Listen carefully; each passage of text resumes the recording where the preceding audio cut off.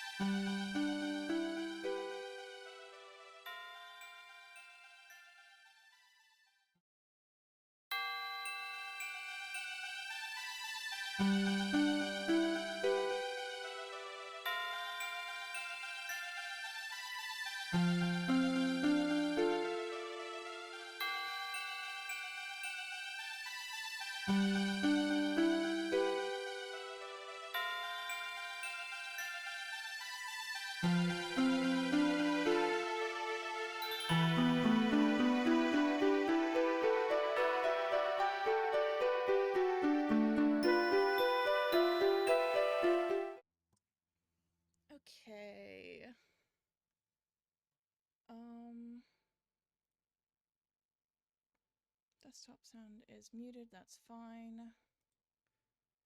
Let me do a quick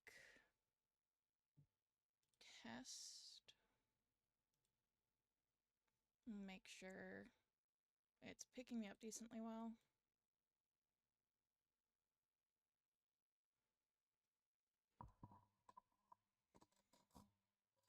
Okay. That should decently...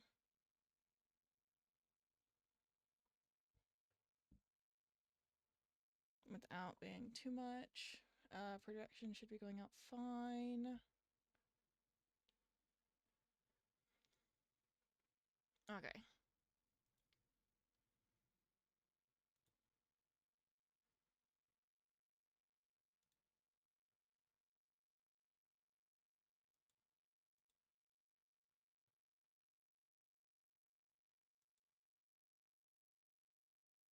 Let's get some test audio going on Audacity so I know whether it's going to pick me up nicely or not.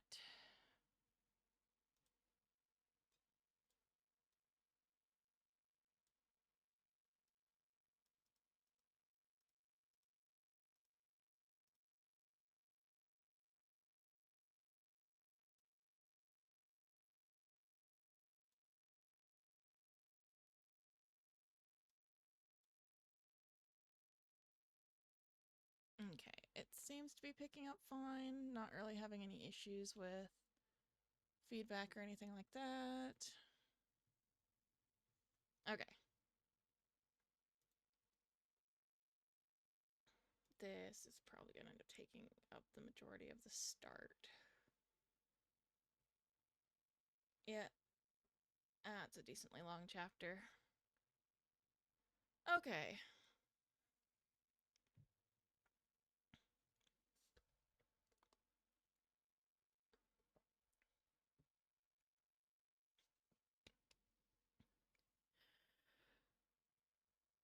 Cyclonoid. Blah, blah. Good grief, starting off.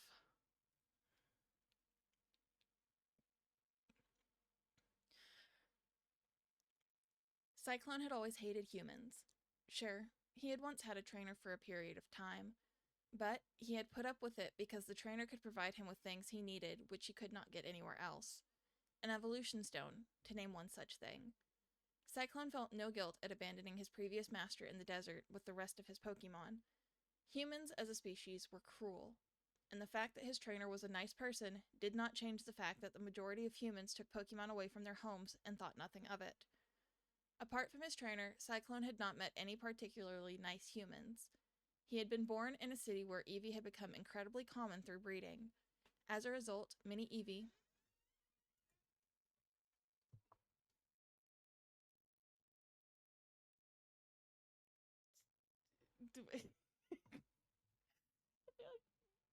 Hold on.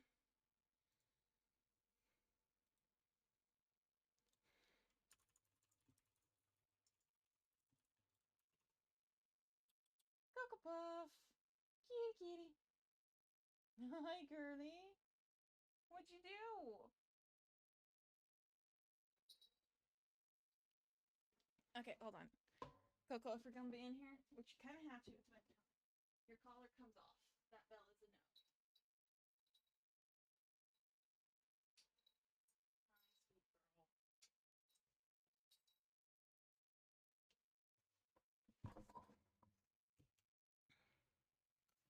Okay. That risks the, or that lowers the risk of a bell being set off. Where did that leave me off?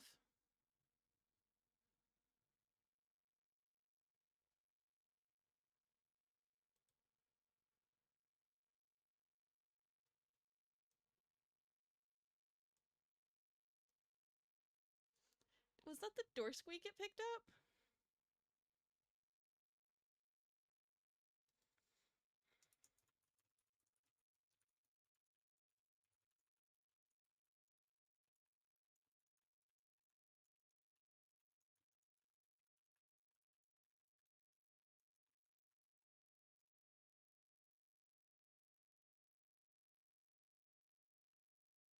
Yep, that was the door squeak.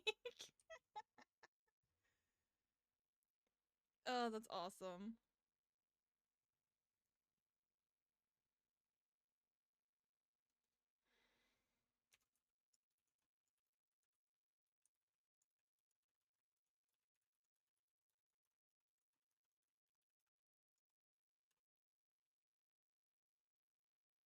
Okay. So, I know where I need to start, but just to make certain.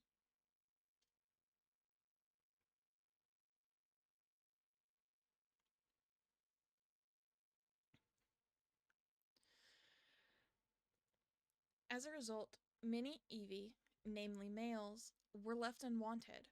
Cyclone grew up on the streets of the city, along with his parents, who had been thrown out of their human's home because they had become too old to breed. He was their last child. Yet, no one had purchased him simply because he looked small and weak for an Eevee his age, and many of the humans wanted females. Though he lived a meager existence on the filthy streets of a crowded city, life did not seem bad to him because he knew no different. His parents had never been given the chance to evolve, but although they were still only Eevee, they did their best to protect him. They strived to make his hard life happy, and despite living in such awful conditions, both of his parents discovered a new joy at finally being able to raise one of their pups themselves, instead of having him taken away by the humans at a very young age. At this stage of life, Cyclone felt that everything was one big adventure, and his parents helped him see it that way.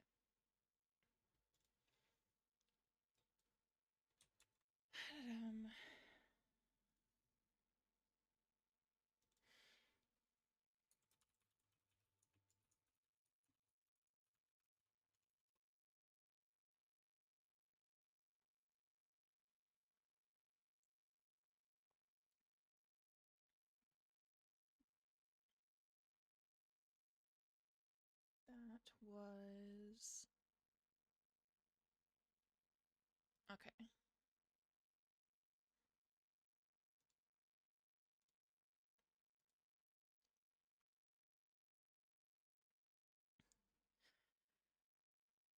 Whether they were digging through garbage for scraps or finding somewhere to shelter from the rain, Cyclone's mother and father always made it into a game for him. At many times, it kept him calm, even in the worst of situations. He was about as happy as a nameless stray Eevee in the midst of a massive city could be.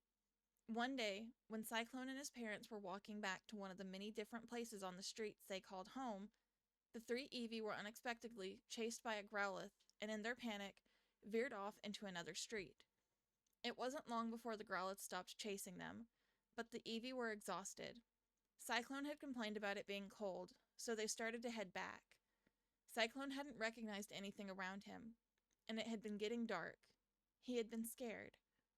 Cyclone's father then suddenly let out a warning cry, and the three Eevee bolted as a couple of teenage humans strode into view. The first human had spotted the Eevee and ran forward, grabbing the tail of Cyclone's father as he darted by. Frightened, the young Eevee's mother had told him to hide as she rushed to confront the humans holding her mate. It was a futile effort. Both of the humans had Pokemon and easily defeated the small Eevee. Though Cyclone had been young, he remembered distinctly from the humans' words that both of them considered the now common Eevee species unwanted vermin, and were tired of singing bleh.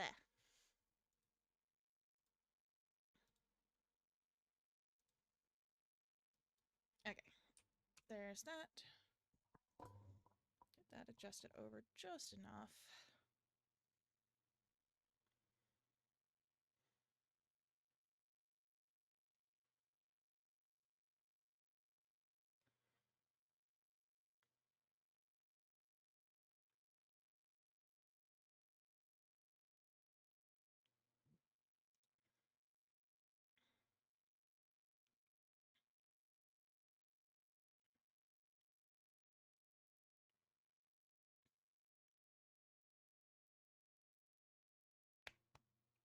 Good grief. Where was... There it is.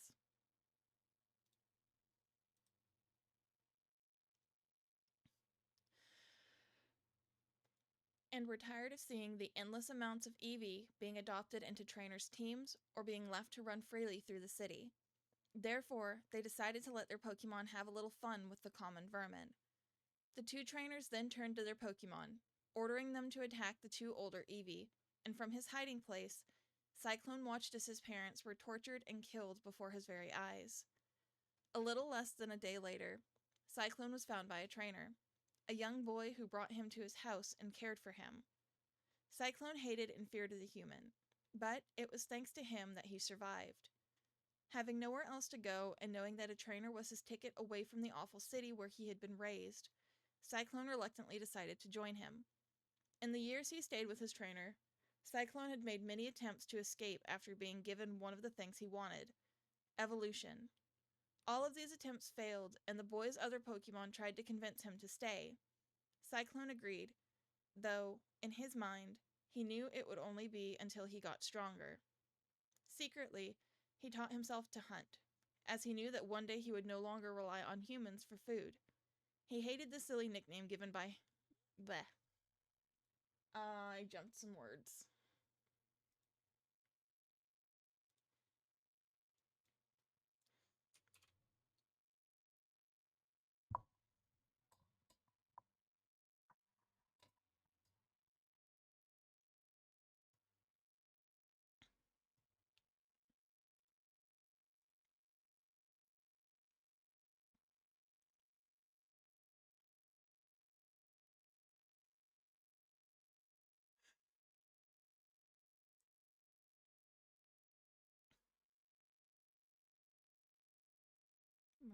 Where did I lose it?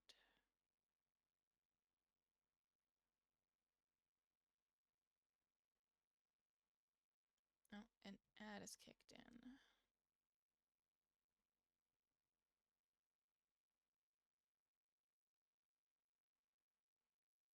Yep, there's the ad.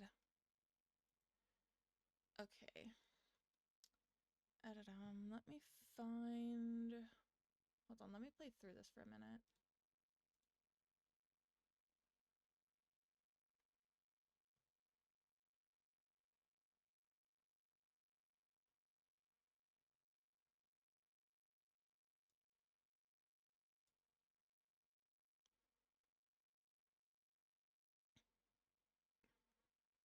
Okay.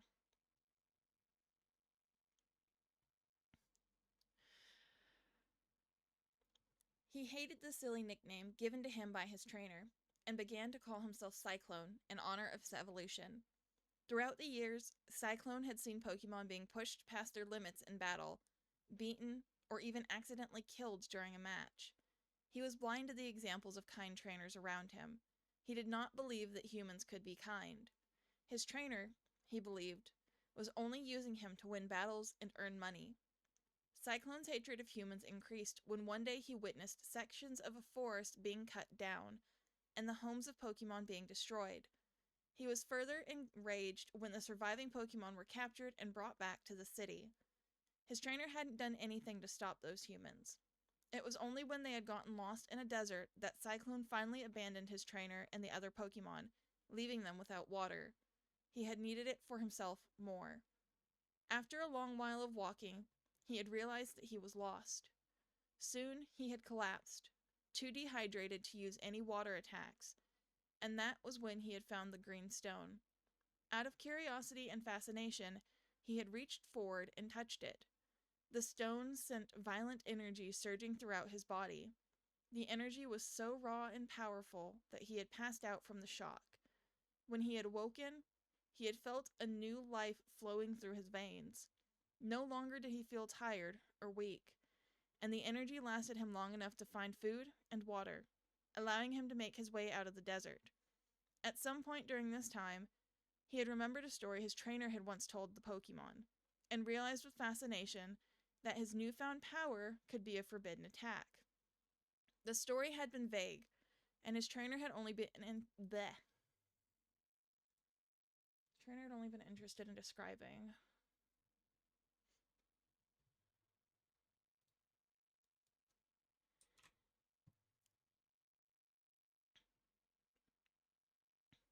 Where'd it go?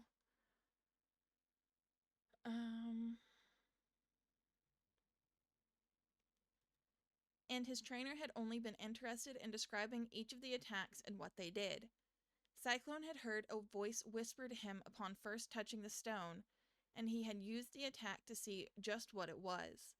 The description in the story had matched almost perfectly. Acid Storm was his.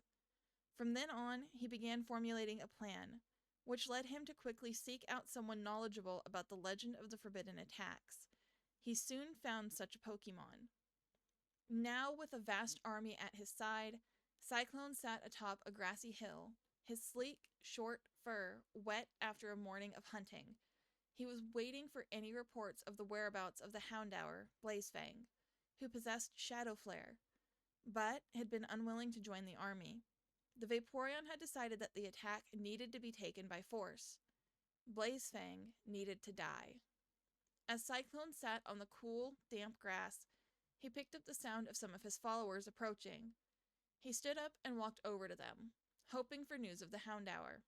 Instead, the Tyranitar he had appointed to watch one of the cave's exits threw a wounded Scyther at his feet. Cyclone's eyes widened.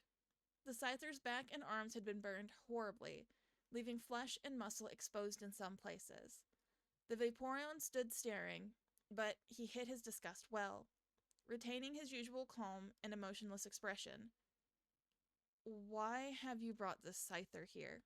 he asked, his voice betraying the faintest hint of annoyance. "Scyther aren't prey, and this one is no use to us as a fighter.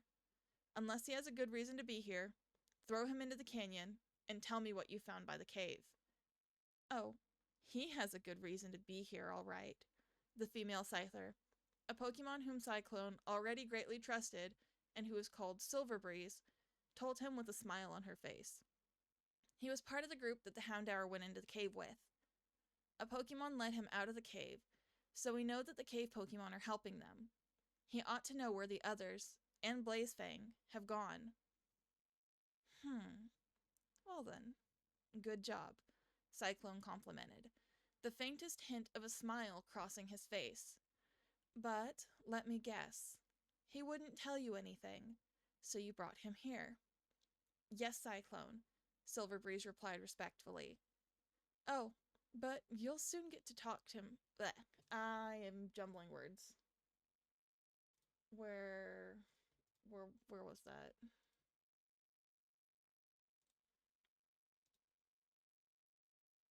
There it is.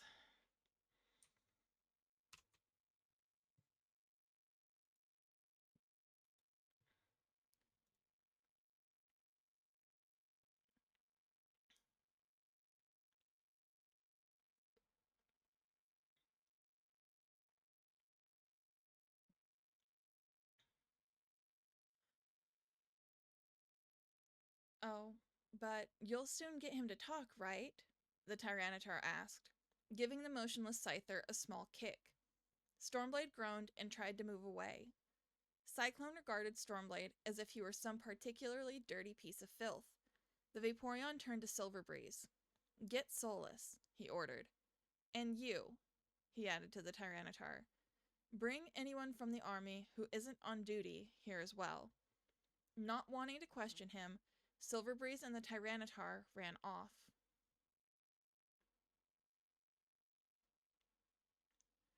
Cyclone watched as the army gathered below the hill. He turned toward Solus, who was grinning widely. "Hey, Cyclone," the Espeon asked, his eyes narrowing to mere slits. "Do you really think this Scyther knows where Blazefang is?"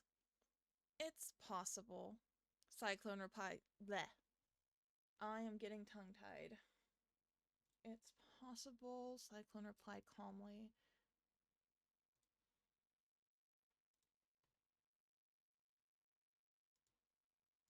Okay.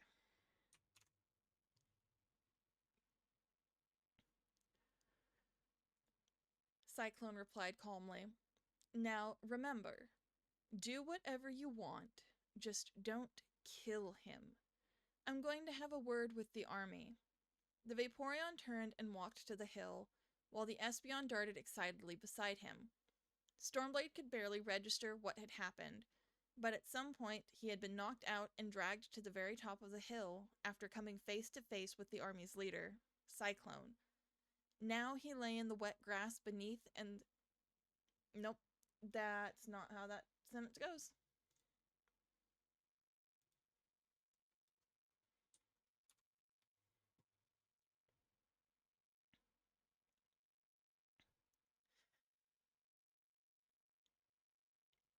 Now, he lay in the wet grass beneath the slowly setting sun, some sort of tough vines tied around his arms just below the base of the sides, and around his snout. He assumed from Cyclone and Solus's actions that he was about to be made an example of. He had made up his mind to ignore his fear and remain defiant. After all, despite the fact that the Espeon had tried to read his mind, Cyclone was still going to have him tortured, and would have even if Solus's attempt had been successful. He had gathered the army there for a reason. Stormblade did not know why Solus's mind-reading attempt did not work. From what he had heard from Cyclone himself, the Espeon had perfected his mind-reading ability to the point where he could read the minds of unevolved dark types, although he still couldn't hurt them with actual attacks. However, when Solus had tried it on Stormblade, it hadn't worked. Solus had discovered some of Stormblade's other memories, like being locked out in the snow by Justin, teaching Spark how to hunt, lying on a bed in the Pokemon Center, his talk with Thunder. But no matter how deep into his mind the Espeon had delved, he could not see any of the memories regarding Blazefang. Stormblade was not sure why this was so. He hadn't been strong enough to resist it in any way, but he had been deeply frustrated. Solus... Oh, nope. I added a word there.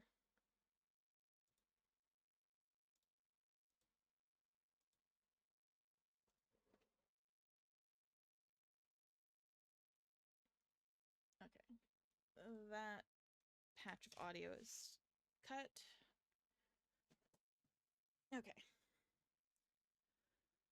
I don't know.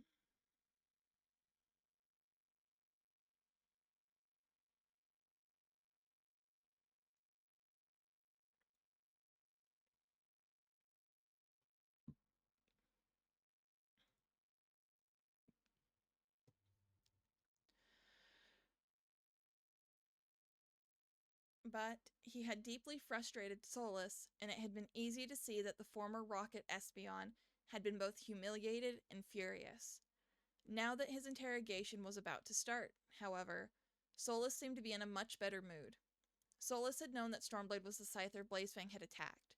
He had seen it in Blazefang's memory. Stormblade had heard him telling Cyclone about it. The Scyther lay miserably on the ground as Cyclone called out to the Pokemon assembled below, his words magnified into the minds of every Pokemon present by Solus's psychic abilities. Now, I know you're wondering why I told you to come here, Cyclone began, his calm, level voice intensifying within Stormblade's own head. I know that some of you have witnessed what happens to traitors, but now I will show you all what happens to those who refuse to aid us in our quest to stop the humans. He turned to Solus and nodded. The Espeon padded lightly over to Stormblade, removing the vine around his mouth by snapping it with his teeth. Let's hope for your sake that you're one of the smart ones. The ones who say what Cyclone wants to know right from the start, he muttered. Stormblade ignored him. He knew that no matter what he did, Cyclone had brought the army here to see Solus torture someone, and that wasn't going to change. The Espeon backed up, turning to look at Cyclone and the two Pokemon who had come to stand by his side, the Tyranitar and the Scyther, Silver Breeze. Solus smiled, revealing pointed fangs. Well then, let's begin. Stormblade jerked back as some... that was a pause not needed.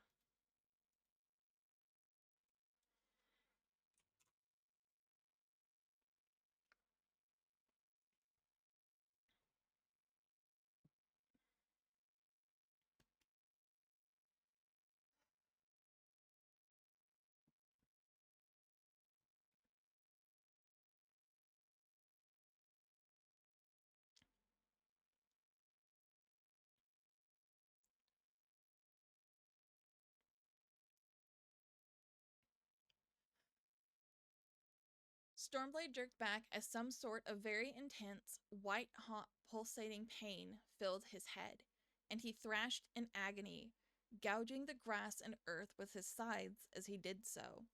It felt as if some powerful fire type was shoving long, red-hot claws deep into his head. As he struggled on the ground, he caught a fleeting glimpse of Solus standing rigidly as if in deep concentration, his eyes a fiercely glowing blue light. All at once the pain stopped. Stormblade gasped for breath, looking up as Solus approached him. "So," the Espeon started casually, his eyes returning to their normal black. "Where is that Houndour?" Lie, Stormblade thought frantically to himself, trying to think of something convincing. A wave of agonizing pain rushed through his head again, though this time it was gone almost as soon as it had started. "No, lying wouldn't be a good idea," the Espeon snarled. "Tell us the truth." Stormblade hesitated, and the memory of the others waiting at the side of the underground lake came involuntarily to the front of his mind. Solus made no move or response other than a frustrated growl. He couldn't read the memory. "I know I can't read it," Solus shrieked in response to Stormblade's confused thoughts, his claws digging into the ground in rage. "But I know that you know it. Where is he?" Several of the Pokemon watching below exchanged confused glances with each other and shifted nervously, hoping the Scyther would tell Solus. Some wanted the Houndour to be a part of the army as much as Cyclone did, and others simply didn't want to watch this anymore. "I can tell what you're thinking, bleh. Where was that? There it is.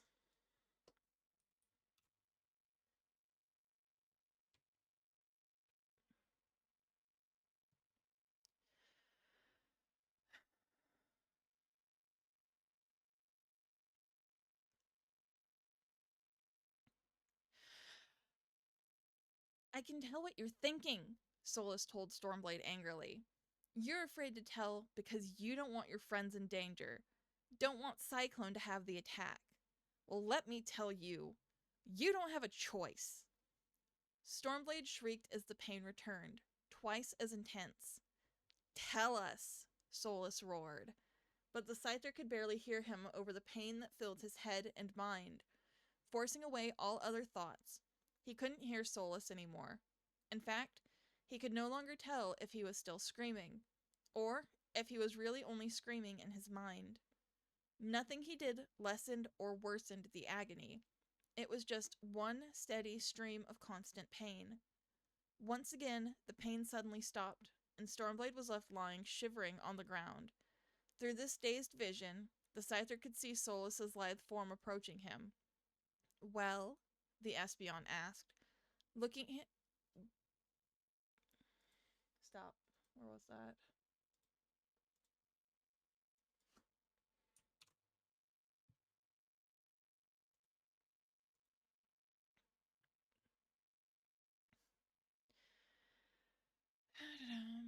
There it is. Looking at him through blazing, violent eyes. Stormblade did not move. No matter what happened to him, he simply couldn't bring himself to put his friends in danger, and if he said nothing, there was no way these Pokemon could find out where the others were. The corners of Solus's mouth twisted into a grin. "No one being tortured ever remains heroic and noble for long," the Espeon smirked, and Stormblade felt a strange sensation, and realized that he was being slowly lifted into the air by some sort of strange blue glow originating from Solus's psychic attack. Stormblade was completely unable to move, save for his eyes which darted from side to side in horror. He noticed that he was being moved through the air toward a large boulder nearby. Solus tilted his head toward the side a bit, and Stormblade was suddenly slammed against the side of the boulder.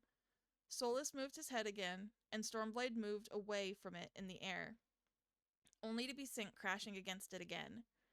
This time, the Espeon lowered his head slightly, watching as Stormblade, who had his back against a rock, was slowly dragged down its rough surface.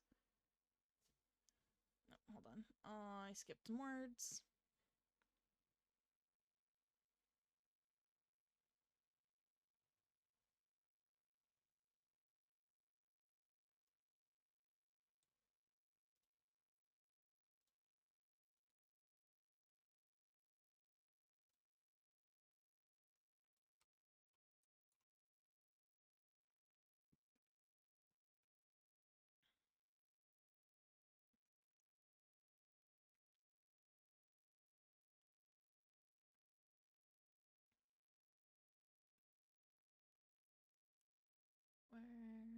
There it is.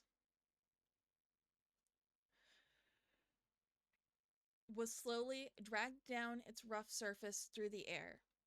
The Scyther could make no sound, but Solus was sure that if he could, he might find that having his burn wounds ripped open by jagged rock enough of an incentive to give him the information he wanted. Solus released Stormblade from the psychic attack, allowing him to fall roughly to the ground. The rock beside him was flecked with the Scyther's blood. Some of the watching Pokemon either looked away or looked down at the grass as Solus walked over to the cringing bug type. Stormblade could feel some blood running down his back, and he lay gritting his teeth together, trying not to make any sound. "Are you ready to give us the answer?" Solus asked him. "Yes," Stormblade gasped. "They escaped back through the tunnel they entered the cave through. Got past the guards. They're headed..." "You're lying," Solus snarled. Stormblade felt himself lifting back up into the air, only to be slammed back into the ground. But this time, he was so dazed from the pain of the Shadow Flare wounds that he hardly felt it. Solus's psychic energy lifted him upright again, so that Stormblade was forced, not first.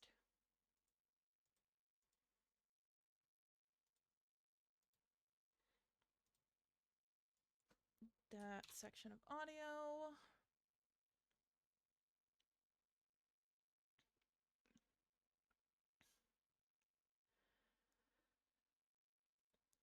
So that Stormblade was forced to stare into the Espeon's glowing eyes. Solus inclined his head slightly to the right, and Stormblade heard a snapping, tearing sound as one of his wings was bent backwards and then twisted by the psychic energy holding him in the air. A moment later, he was sent crashing against the rock, and the psychic glow around him faded. Painfully, the Scyther tried to get to his feet, only to be knocked down by an Iron Tail attack from Solus. "Where is he?" the Espeon hissed, his glowing eyes narrowing to brightly blazing slits. Stormblade didn't respond, but closed his eyes and curled up on the ground, much to Solus's annoyance. The Espeon's eyes glowed brighter, almost white, but this time Stormblade felt no pain.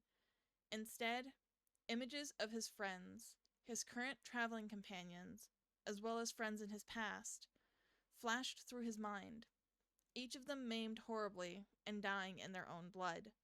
"You want this to happen to your friends when we find them?" Solus asked him, fixing his fierce stare on the Scyther, "because we can arrange that." The images in his mind vanished to give way to searing agony once again. It was at this point that Stormblade realized he had reached his limit. He found it nearly impossible to talk and endure the pain at the same time. But he finally managed to force the words out. Or at Lake." The pain stopped, and Solus's glowing eyes returned to their usual violet color. "Yes?" he asked in a mockingly sweet voice. "An underground lake," Stormblade gasped. "The cave Pokemon said... He said... water Pokemon can swim underneath. Into a canyon. The exit... hidden underwater." Cyclone calmly approached Solus, taking care not to step on any of the patches of grass that were flecked with blood. "Of course," he whispered. "The canyon. I'll admit, I never would have thought the cave would have opened up in that area. Well, if that's where they're headed, or have escaped to, that is where we'll go." He turned to some of the Pokemon standing nearest to him. "Gather everyone who's waiting by the cave entrances, and bring them here," Cyclone ordered them, and they nodded and walked off. Silverbreeze, who had been standing near Cyclone the whole time, now looked shocked at the state Stormblade was in. Solus walked over to the motionless Scyther, using his psychic powers to send another wave of pain shooting through his body. Stormblade cried out and then lay still. "Now I want to know something," the Espeon hissed dangerously as he approached Stormblade, knowing that most of the army would be preparing to leave now and were no longer forced to stay and watch. "How were you able to keep that secret hidden from me." His last 3 words were a dangerous snarl, and the Scyther at his feet cried out again. Silverbreeze glanced sideways at Cyclone, who sat perfectly still, almost as if he were a Vaporeon made of stone, facing Solus as the Eevee evolution continued to torment the helpless Scyther, and seeming to pay no attention to the Pokemon's screams.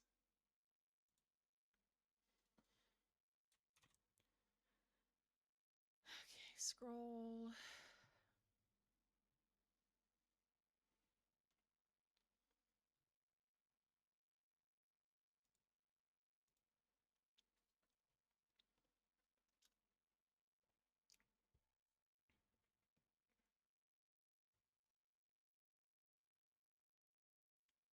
Why do I have a text message?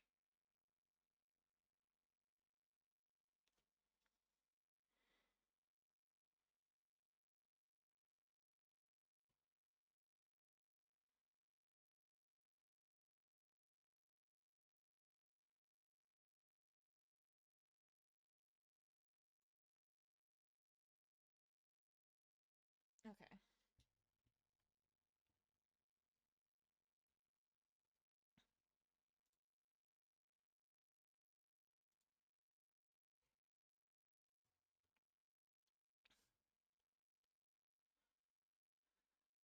Let's see. Okay. Give me just a moment. I'll be right back.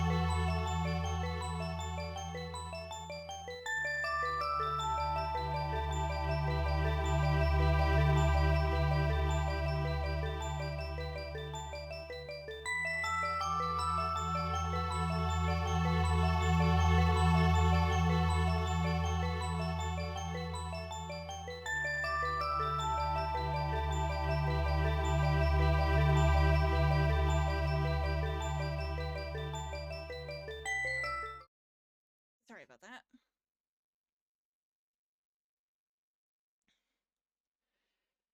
Okay, I'm scrolled down to where I left off. It's gonna start into, so 2 paragraphs and then a scene cut. Got it.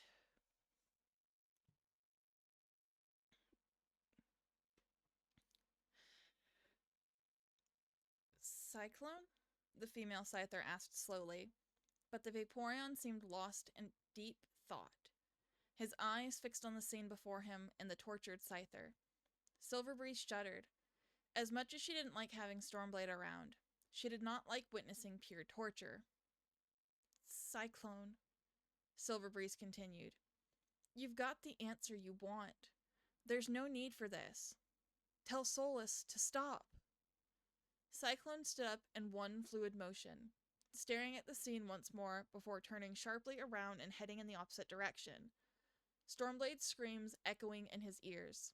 The Vaporeon's mouth twisted into a bitter snarl as he replied to Silverbreeze in nothing more than a dark whisper. Why should I?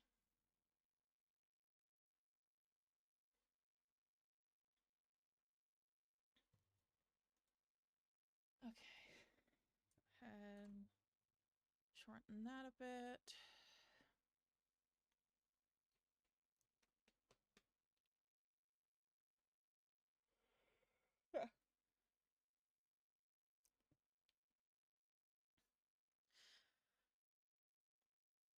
By nightfall, Snow Crystal and her friends had stopped to rest. They had not traveled far, and had stopped early so as to get a lot of rest for the journey ahead. Snow Crystal curled up against Redclaw's fluffy tail, looking at the Arcanine with her blue eyes. "Do you think we'll find Articuno soon?" she asked. "Maybe so," Redclaw told her calmly. "I'm sure that when we do find him, he will be more than willing to help you and your tribe." Snow Crystal smiled and lay down, feeling exhausted. It was so nice to be able to relax after all that had happened. And when Stormblade caught up, it would be easier for him, too. As the others were getting ready to sleep, Wildflame snuck away from the group, following Blazefang's scent. She found the Houndour easily. Blazefang was curled up beneath a clump of ferns, not noticing her presence. He looked small and afraid. He was no longer the ruthless leader he had started to become when he was in charge of the pack. "Blazefang," Wildflame whispered, and the Houndour sat up suddenly, startled. What is it?" he said quickly, glancing to see if the others were around. Wildflame sighed. "What are we going to do now?" she asked. "We have no idea where—" "Boneclaw and the rest of the pack joined Cyclone," Blazefang interrupted. "I think he must have promised them help get—" Nope, that was a different word.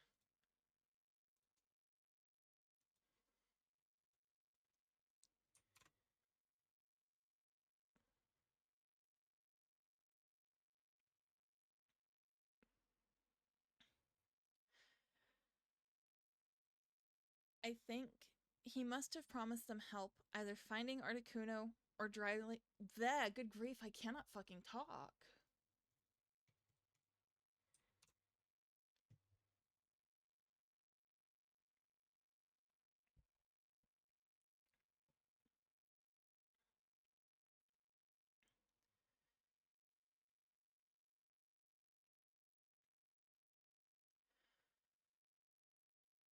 I think he must have promised them help either finding Articuno or driving the Growlithe away. I'm not sure. I don't know what to do. Maybe Articuno will be strong enough to drive that army away, Wildflame whispered back. After all, he is a legendary. We can still help the tribe, Blazefang. We just need to stay with this group and try to— Articuno can't help us, Blazefang growled suddenly, and Wildflame was taken aback. Why not? She asked. He just can't, Blazefang growled, and Wildflame could tell that he didn't want to say more on the matter. We don't know if he can stop them for sure, Wildflame went on, still very confused by Blazefang's reaction. But for now, we must stay with the others if we're going to make it through all this. If you want, I can try to convince them to really let you into their group. They'd never trust me, Blazefang muttered bitterly. We won't get anywhere if we don't work together, Wildflame replied. Maybe we ought to help the Growlithe. We can work something out between both the tribes. Articuno doesn't need to take sides. Blazefang sighed. I suppose working something out would be best. But we can't rely on Articuno, he replied. I know we don't know where he is, Wildflame said quietly, thinking that she knew why he was doubting. But we can at least try. Articuno can make it so that both tribes have enough territory and prey. She paused, but Blazefang did not respond. Look, everyone in this group has two things in common. One, they want peace in one way or another. And two, they don't want the forbidden attacks to fall into Cyclone's paws. Working together is our best option. I can try to convince them to give you another chance. Blazefang merely turned away from her, his eyes staring blankly ahead. I don't know, he whispered slowly. Wildflame could tell that he wanted to be left alone. Sighing, she turned and headed back to the others. Okay, you can decide, but I'll make sure that none of them try to bother you, especially that Jolteon, she added with a smile, as she padded slowly away, leaving Blazefang to his own thoughts.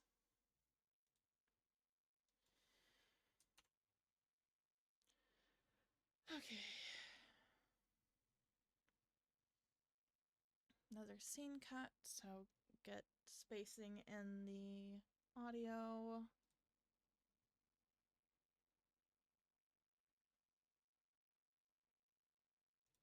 Okay, that's enough space.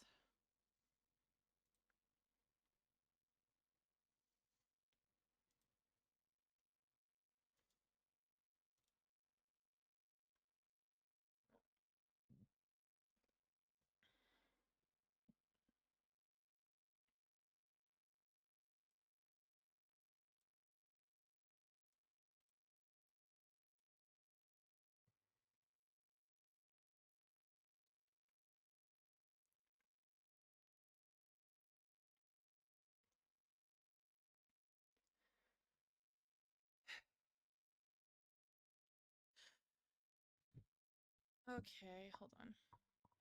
Turn you slightly. Adjust my spot here. Nope.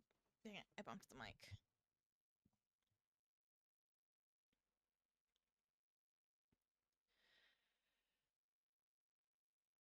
Morning sun shone brightly through the leafy canopy as Snow Crystal woke up and stood up, stretching her forelegs, and then glanced around sleepily. And that was a whole fudged up text.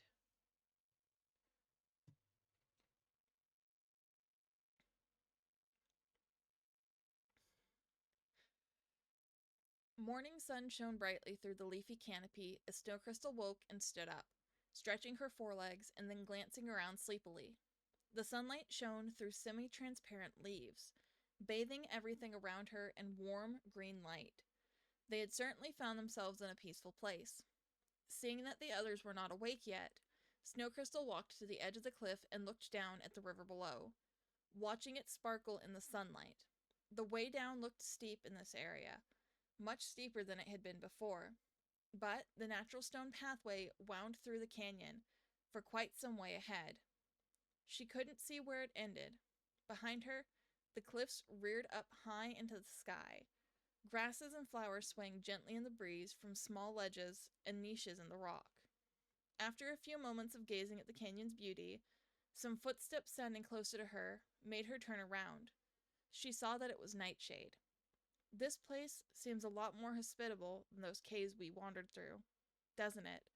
The Heracross asked her with a smile. Snow Crystal nodded. Do you think we should rest here for the rest of the day to wait for Stormblade? She asked. I don't think so, Nightshade replied. I think we should at least get to a place where we could all adequately hide if we were spotted by one of Cyclone's followers before we decide to stop in one place. But once we do, I could always go back to search for Stormblade and help him the rest of the way here. I can fly after all. But that's dangerous, Snow Crystal told him. What if they see you?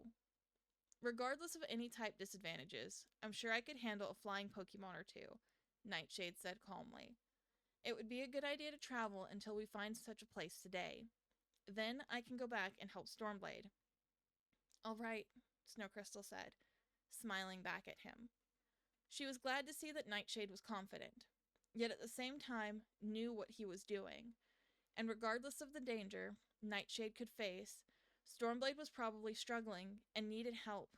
And after all, a flying type from Cyclone's army might not want to focus on attacking Nightshade when they were looking for Blazefang. Well, bleh.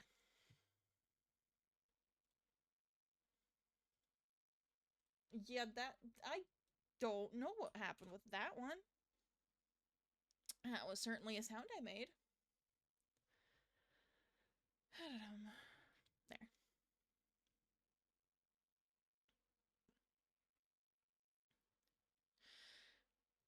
We'll leave as soon as the others wake up, Nightshade told her. You should rest now. Okay, Snow Crystal replied, nodding.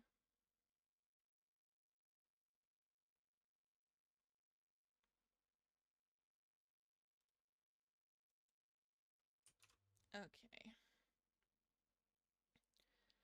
Let me see how much I have left for this chapter. So this is where I'm currently at. That's not as far off as I thought.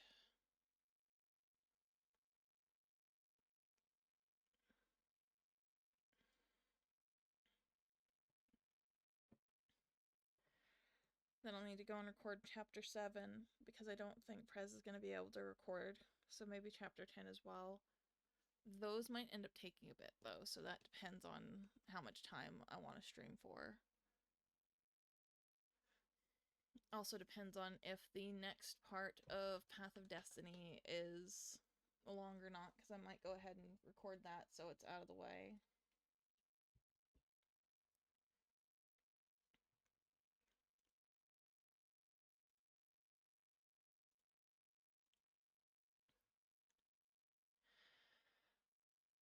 It was still morning by the time the group began traveling again. For a while, their path had gotten steadily rockier, and there were places where they had to clamber over good grief, I cannot talk.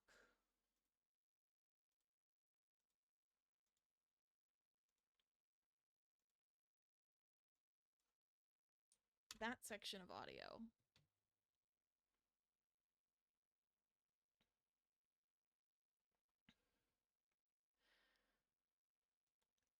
And there were places where they had to clamp.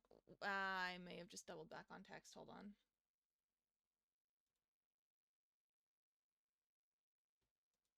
Okay, no, I didn't double back on text. I'm just losing my mind. Though I don't know how I'm doing that. I never had it in the first place.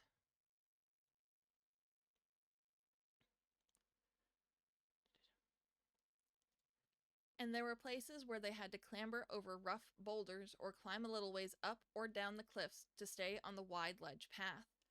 Spark and Rosie had difficulty climbing some of the rocks and had to receive help from the others. Snow Crystal and Nightshade were always ahead. Snow Crystal was used to climbing rocks, and Nightshade possessed wings. "Can you slow down?" Rosie called from down below, as Snow Crystal reached the top of a particularly difficult to climb rock pile. "Not all of us have 4 good legs, you know."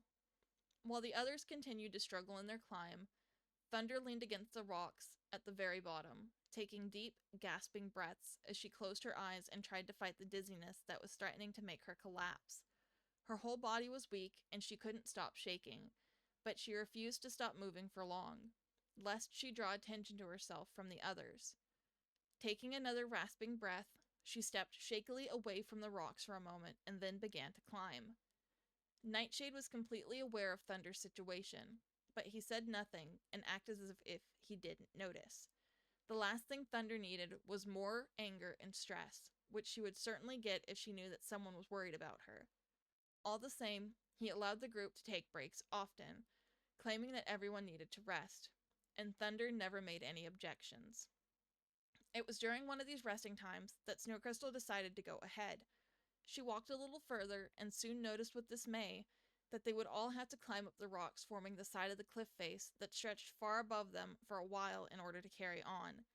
When she came back and reported the news, the only Pokemon eager to keep going were Wildflame and Nightshade.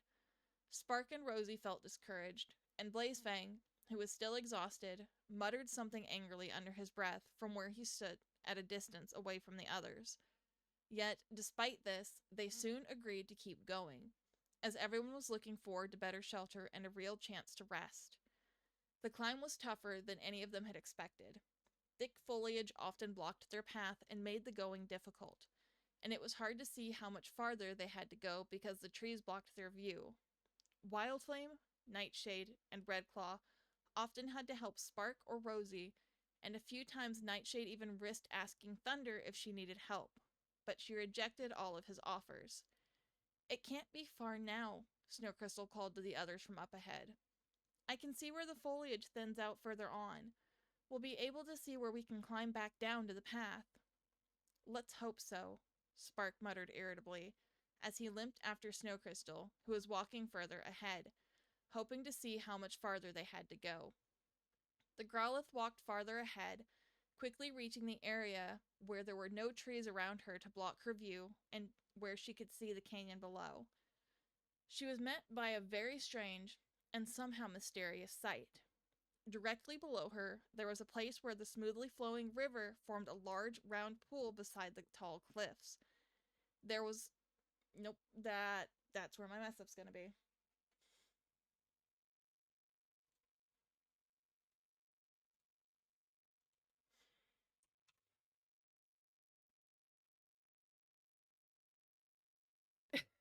Hello, Shrimply. Perfect timing to drop in.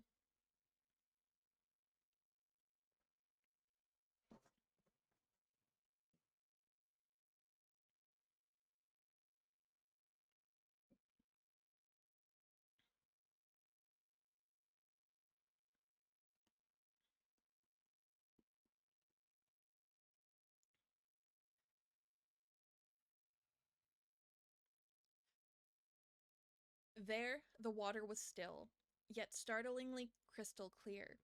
What intrigued Snow Crystal most was that in the center of the pool, a large, misshapen chunk of gray rock reached from the depths of the water to a short way above the surface, and placed on the rock were several small statues of Pokemon. Most of the statues couldn't have been smaller. Smaller? Good grief. That, no, that is a mess up.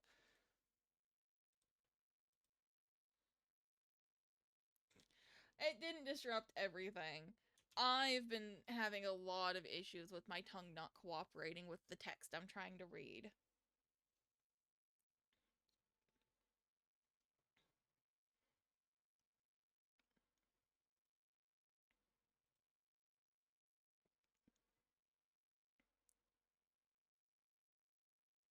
That's not going to work, Shrimply.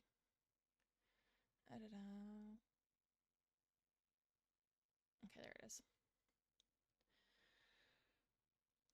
Most of the statues couldn't have been taller than Snow Crystal's foreleg, but there were about 30 altogether, spread out over the surface of the rock, looking peaceful and undisturbed. They were of various Pokemon. Snow Crystal spotted a Remoraid, a Vaporeon, a Clefable, a Rapidash, a Mightyena, and several others. For a moment, her gaze wandered away from the rock and the small statues to the crystal clear water. Her eyes widened as she noticed a much bigger statue of a regal looking Arcanine lying completely submerged at the water's depths, its mouth open in a silent snarl of defiance. The pool was not very deep, but all the same it surprised Snow Crystal how clearly she could see the statue through the water. She couldn't tell exactly, but it looked at least 4 times as big as she was. Not quite as big as a real Arcanine, but still very intricate and beautiful. The submerged statue did not look very old, but it didn't look as if it had been put there recently either. Snow Crystal was so mystified by the strange sight, which looked so calm and peaceful, that she did not notice Redclaw standing beside her on the overhanging rock that towered above the still pool. I guess we found what we were looking for, the Arcanine spoke up, startling her. Look over there. There's an easy way back onto that path, on the cliffs we were following. He angled his head toward the easy climb as the others started to catch up.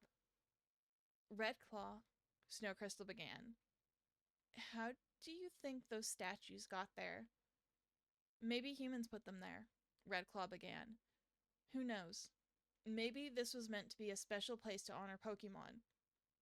It doesn't seem like any of the local Pokemon here have even tried to disturb them. Rosie, who, along with the others, had made it to where Snow Crystal and Redclaw were, had forgotten her exhaustion as she stared down at the pool in awe. It wasn't just the statues that intrigued her. The whole area was startlingly beautiful, and there didn't seem to be any Pokemon in or around the pool at the moment. This must be a very special place to the Pokemon here, Nightshade told the others as he looked down from the cliff. We should probably leave it alone. Snapping out of her trance, Snow Crystal nodded. The others seemed to have regained both a bit of strength and hope from seeing a place so peaceful after all the danger they had been through, and they needed to keep going. Redclaw found an easy way down, the Growlithe told them. Follow me.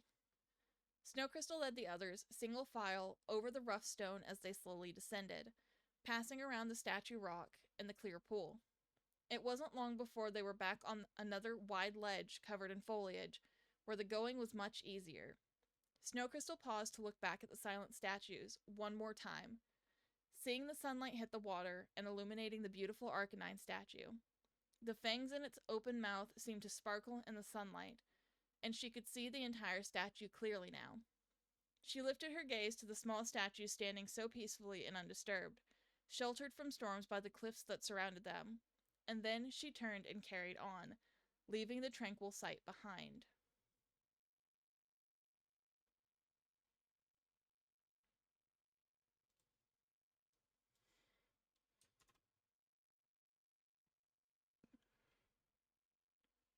No, I am not a telepathic shrimp, thank you very much.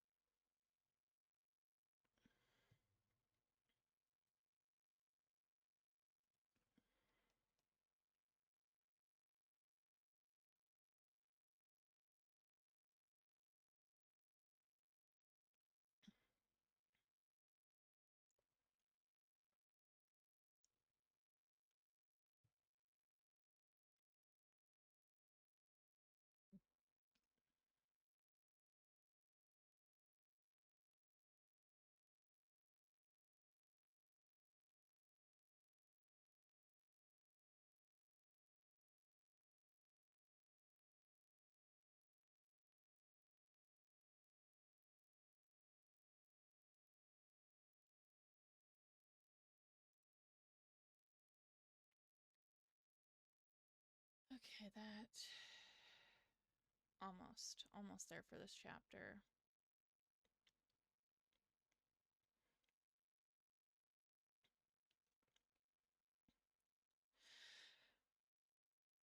They hadn't been walking for long when Nightshade realized that something was wrong. He had a strong feeling that he and the others were being watched, and not by particularly friendly Pokemon either. The Heracross kept his suspicions quiet, for he did not want the unseen strangers to realize that he had noticed anything before he could find out more about them. His eyes darted from side to side as he walked, noticing almost every faint rustle of leaves or bushes. Blazefang noticed his odd behavior and watched him, confused. "What are you doing?" the Houndour sneered at Nightshade, giving the bug Pokemon a glare. "Worry about yourself and leave the rest of us alone, unless you have something important to say," Nightshade replied calmly, turning away from him. "Blazefang has a right to be curious," Wildflame spoke up. "I've been noticing you acting strange too. What is it?" Nightshade sighed. "We're being watched," he told her, barely above a whisper. Snow Crystal and Redclaw heard it too, and paused to look at Nightshade in confusion. Thunder had heard as well, but unlike the others, she didn't seem shocked or surprised. Snow Crystal opened her mouth to question either her or Nightshade, but several fierce cries that seemed to come from everywhere around them at once stopped her from saying anything. Out of the bushes and trees and up from the river area, several Pokemon suddenly appeared, circling the group and hemming them in against the cliffs. There were about 12 of the strangers, and they were all of various species, types, strengths, and sizes, but they were all predator Pokemon and seemed to belong to a tribe of some sort. Thunder's eyes blazed, and she took a step forward as if about to attack, but Redclaw stood in her way, looking at her pleadingly. For a moment, she looked ready to attack him, but then paused and lowered her sides. She simply did not have the energy. Knowing that he was making a bold move, Nightshade stepped forward to face the closest Pokemon, a Zangoose and a Salamence. Both of them eyed him warily. "Look," Nightshade began. "I know we're in your territory, but we don't mean to be a threat. We're looking for a place we can rest before carrying them on." I just skipped something. Where was that? There. Cut that section.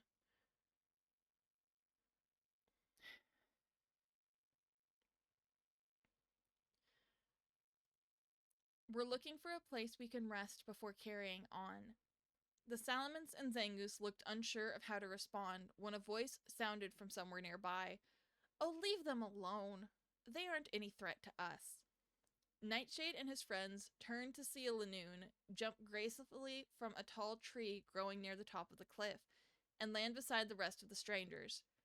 I don't see what the problem is, the Lanoon continued, staring at her stunned tribe mates. It's not like there's any food shortage or anything, and they've been traveling for a while from the looks of it. The Zangoose stepped past Nightshade to face the Lanoon. Our leader wants to make sure any strangers are harmless before they go on through our canyon, he growled. Oh, sure, the Lanoon replied. Clearly a bunch of injured and tired Pokemon or a real threat to our great leader.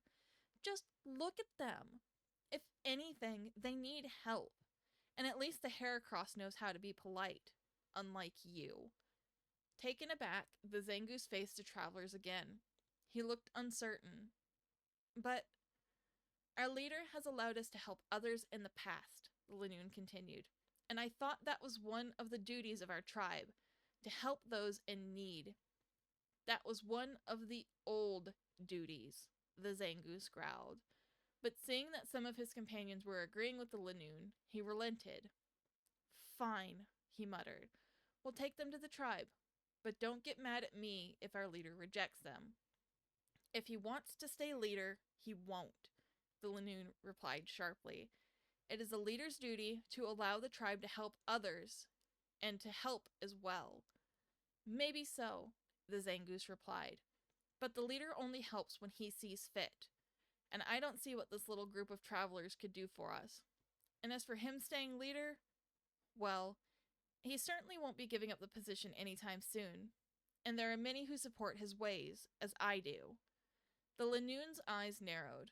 Maybe not, but if he wants the respect of half the tribe, he'll help them. She turned to the travelers who all looked either confused, worried, or both. Follow me, she told them. We'll take you to a place where you can rest. Following the Lanoon gratefully, Snow Crystal and her friends joined the native Pokemon as they climbed down toward the river.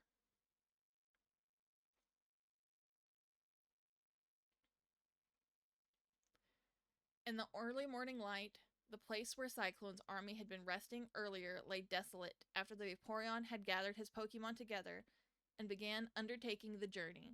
It was not far, but rounding up everyone had taken time, and Cyclone still needed to find the hidden entrance's specific location. However, once the army had left the area, the local... Good grief. Where was that? There it is.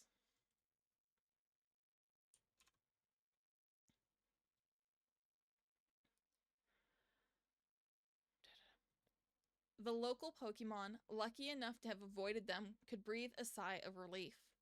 But the army had left one Pokemon behind. Lying half submerged in thick mud at the bottom of a shallow ditch in the ground was Stormblade.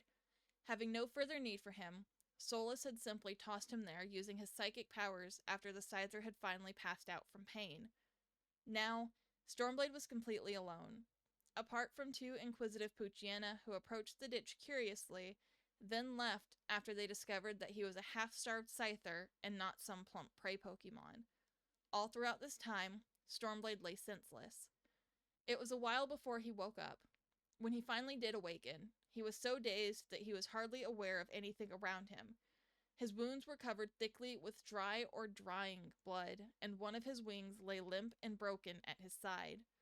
For a while, he could do nothing but lay there alone in the mud, but the memory of himself giving away his friends' plans of escape was burned into his mind.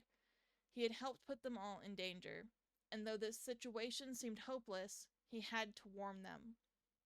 Stormblade's first few attempts to stand up failed, and instead, he was forced to crawl slowly through the mud and up and out of the shallow ditch. Several times the pain made him stop or suddenly scream in agony, but he forced himself to keep going until he made it out and onto the grass at the edge of the ditch. Once he felt the grass beneath him, he collapsed, lying still for a long time. However, he knew that he could not just lie there. Pushing himself painfully upright, Stormblade lurched forward, nearly stumbling to the ground and stopping his fall by digging his sides into the soft earth. Even though every instinct within him was screaming for him to lie down and not move, he forced himself to keep going.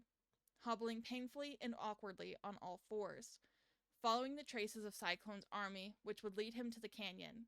Several times he stumbled or became so overcome by exhaustion that he could not move. But every time he got back up again, he needed... I fucked that up.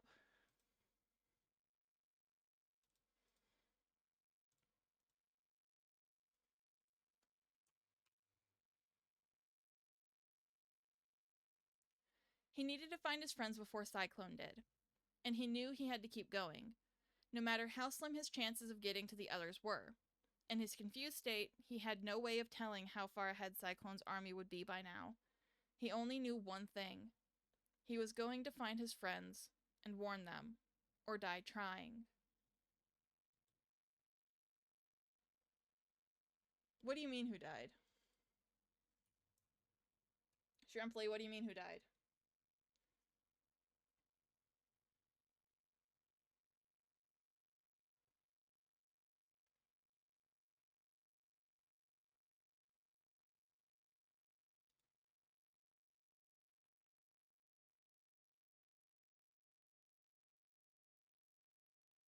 Oh, no, no, no, no, no.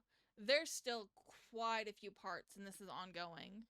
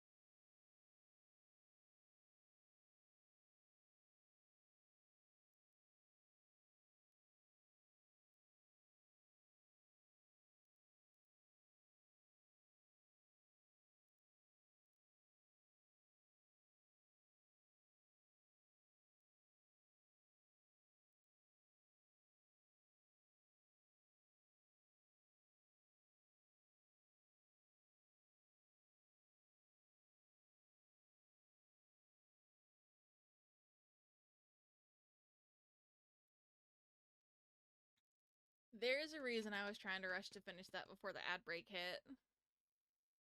Welcome back, Shrimply.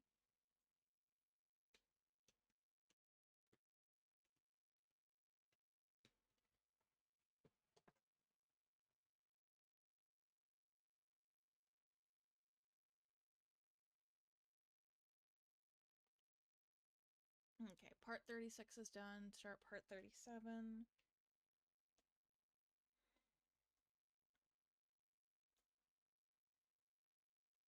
So, this story currently, it's not one I read the last time I did the story recordings. The last time I did the story recording, I was reading something I've written myself and am still currently writing.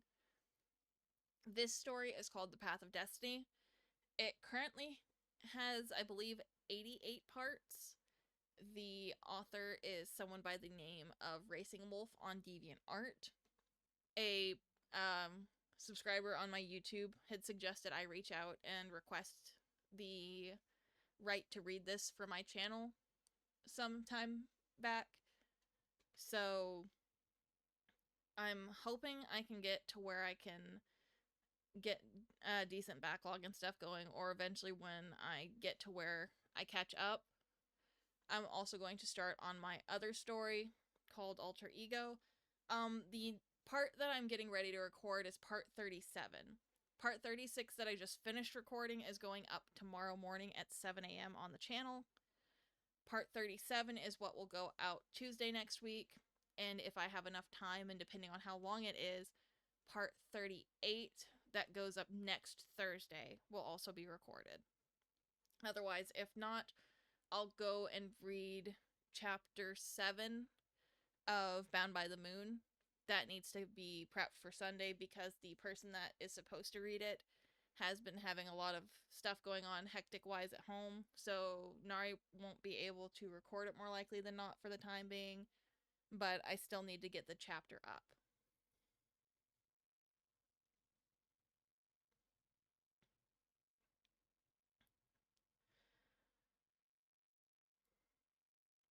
That was very badly timed. But I get what you mean. Part 37 doesn't look like it's going to be too long. How I didn't even look at how long that audio file ended up being. Open files, this external hard drive, audio files, Path of Destiny. Eventually, at some point, that was 45 minutes. How fun. Oh, thank you for the stretch and hydrate.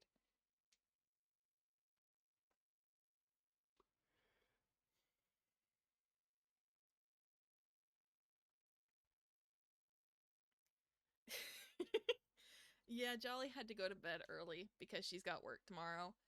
So no one's redeemed that yet until now.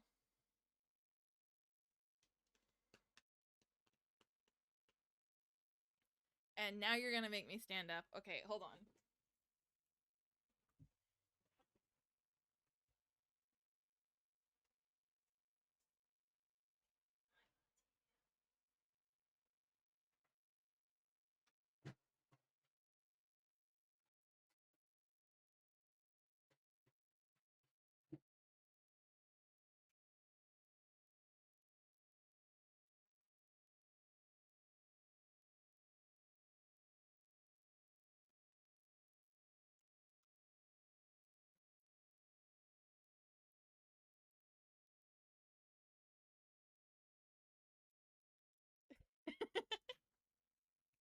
No, it's okay.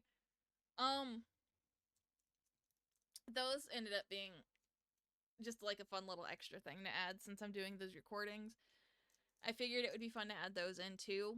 And depending on how they go, or even if they are as they are, I may end up doing them as little snippet recordings to upload to YouTube as just a fun little side series.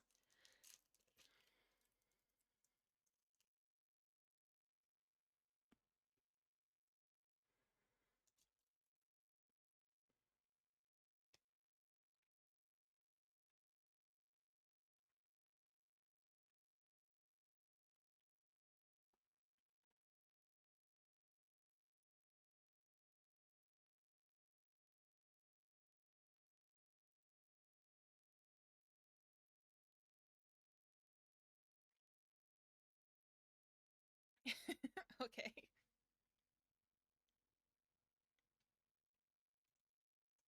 Okay.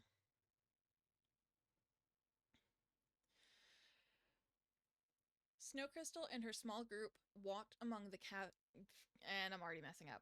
It's because you redeemed treat.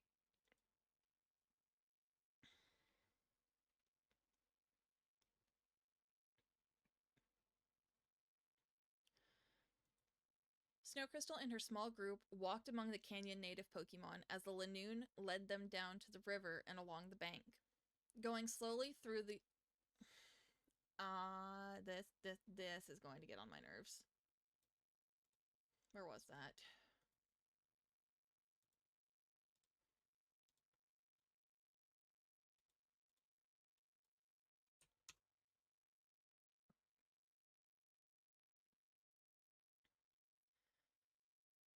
Going slowly enough to allow the injured members to keep up. Snow Crystal watched as the Lanoon walked up to the tall rock face of the cliff nearest to them, pushing aside a large mass of bushes and tangled vines to reveal a big stone passageway. Oh no. Not more caves, Spark groaned. It's perfectly safe, the Lanoon reassured him. There's been some food brought in here today, and there's a small stream running through part of the cave if you want fresh water. You won't have to go outside to get it. Food? Spark repeated, suddenly seeming perfectly fine with the idea of venturing into the cave. Yes, the Lanoon repeated. Come with me. As all the Pokemon followed, Redclaw caught up with the Lanoon. I may not be the best hunter, he told her, but if you want, I could also go and collect some food while the others rest. The Lanoon shook her head. Not now, you won't, she told him. Now, you all need to rest. There will be time for you to hunt later. You can bring food for us then. The further they walked from the sunlit entrance, the darker the cave became. However, the Lanoon walked swiftly and confidently, as if she was so used to traveling through the tunnel that she didn't even need the light to see by. Snow Crystal glanced at the well-worn floor. Nope.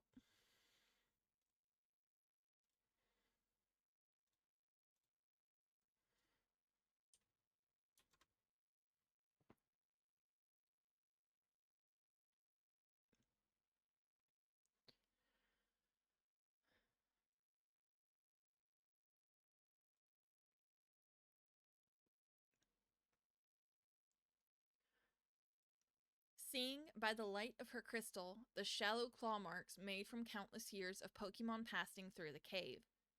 Suddenly, it began to get lighter. The Lanoon emerged into a huge cavern, followed closely by the travelers and the native Pokemon.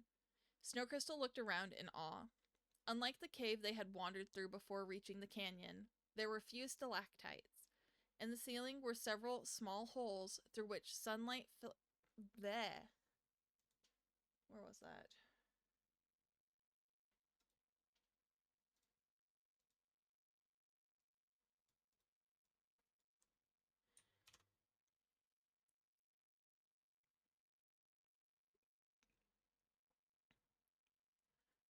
Through which sunlight flickered through, illuminating the cavern. Whenever small clouds drifted above the cave, some of the lights would dim and then become suddenly bright again, giving Snow Crystal the impression of sparkling stars. All around the cavern were small tunnels and hollows, and standing, sitting, or resting in them were many Pokemon of various species. As the group of Pokemon who had confronted them on the cliffs separated and walked into the tunnels, some of the ones who had been resting in the cave turned to look curiously at the travelers. The Lanoon paid them no heed and led the group to the far end of the vast room, where a short tunnel leading to a medium-sized cavern was visible. This is our healer's room, she told the others. Anyone who has injuries should follow me. The rest of you stay here.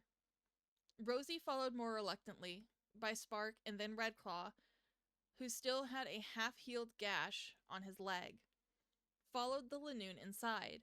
Snow Crystal glanced at Thunder, wondering if she was going to follow too. What are you looking at? The Scyther growled. But Snow Crystal noticed that her voice sounded faint and weak. The Growlithe decided not to say anything. The Lanoon emerged from the healer's cavern, along with the tall Gardevoir. Most of the Pokemon in Snow Crystal's group seemed surprised that such a Pokemon would live in a cave, but it made sense for a Gardevoir to want to stay in such a beautiful canyon. This is Streamrose, the Lanoon told them. And, well, I realized that I haven't introduced myself. My name is Rockclaw. Upon seeing Thunder, Streamrose looked shocked. Don't you think you should? The Gardevoir began, but Thunder didn't let her finish. I'm not going in there if that's what you're asking, the Scyther replied. I know better than to trust strangers. There's nothing to be afraid of, Steamrose replied, making Thunder narrow her eyes and growl at the healer. It's my duty to help those who are injured and ill. You don't want those wounds to become infected, do you? And you also shouldn't be traveling or walking around the cave while you're sick. Thunder looked at her, surprised. I'm not sick, she told the Gardevoir. Oh, sure you're not, Spark shouted from the entrance to the healer's cavern. Streamrose ignored him. I'm afraid you are. It's not that hard to tell, she told the Scyther, trying not to let her eyes wander to Thunder's scars or collar too much. You're wrong, Thunder growled. I'm not sick. Oh, really? Wildflame muttered, giving Thunder an annoyed look. Then what was that I heard about you getting dizzy spells and fainting in the middle of that big cave? And you've been getting a lot weaker lately, and I see you shivering all the time. If that doesn't fit your definition of sick, what does? I'm just tired, Thunder insisted. Not sick. You're a bad liar, Blazefang pointed out, rolling his eyes at the Scyther. Rockclaw prevented further argument by stepping between Thunder and Streamrose. Look, she told Thunder, there are plenty of smaller caverns leading off from the healer's den, if you want to rest there. You'll be alone, except for when Streamrose treats your wounds. Thunder thought about it for a moment and turned to look at Streamrose. No, she muttered. I'll go with the others. I don't trust you, and I don't need to rest now. Rude, aren't you? Spark muttered. He looked at the healer. So, do we get food brought to us here? Later, Rockclaw told him. First, I must talk to our leader. The others can come with me. We can bring you some food when we get back. Are you sure you want to do all of this for us? Nightshade asked, seeming surprised that Rockclaw and Streamrose seemed willing to do so much for them. Thunder didn't seem impressed, and walked off to explore the cave while waiting for the others. The Linoon nodded. We do not struggle to survive here, she told him. There is more than enough to go around, and finding food is easy. There are many berry bushes here, so plenty of prey, and a river full of fish, of course. And we also have these cave tunnels for shelter in case of bad storms. And if any creature that could be a threat to us comes here, such as humans, the entrances are well hidden. Well, that's nice of you and all, Blazefang began, earning several glares from the others. But I find it a bit odd that you let that Thunder Scyther in here. I'm sure you don't want your entire tribe getting her sickness, do you? I don't think we have to worry, Steamrose replied, giving the Houndour a small smile. We have plenty of herbs to treat illnesses, and that Scyther's body is weak. She is more prone to sickness than the rest of us are. Blazefang said nothing and merely looked away.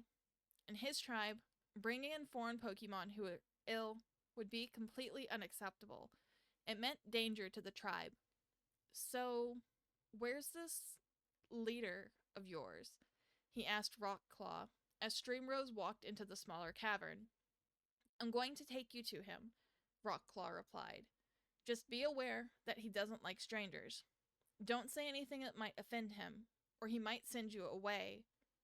Or worse, she added in a quiet whisper. She turned and led them across the large cavern, passing Thunder, who rejoined the group reluctantly. The others said nothing as they followed her into a large tunnel, veering away from the main room into darkness.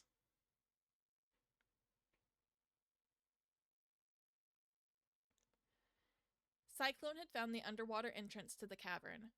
Being a Vaporeon, it hadn't been difficult, but the question was whether or not the fleeing Pokemon had left the cave yet. It seemed plausible that they would have. considering that they had found the Scyther as he was leaving. But Cyclone wasn't sure after several of his flying Pokemon had searched the canyon from the skies, but hadn't spotted them. The ragtag group couldn't have gotten too far. They had to still be in the cave. Unless they were hiding, of course. There was always that possibility. But despite the recent trouble they'd had with tracking the Houndour, Cyclone didn't let himself grow worried yet. He would have the army wait near the canyon. Wait. Nope, that's not that word.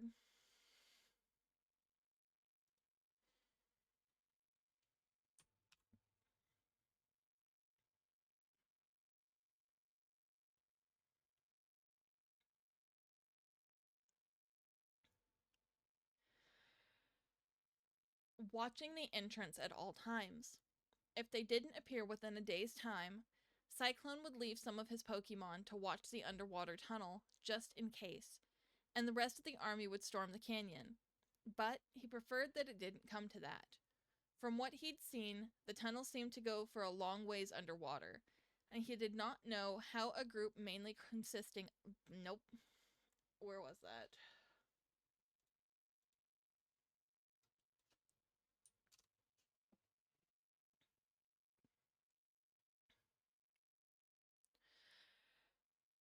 And he did not know how a group mainly consisting of fire types was planning to get through it. But he also knew from interrogating the Scyther that they had no other choice.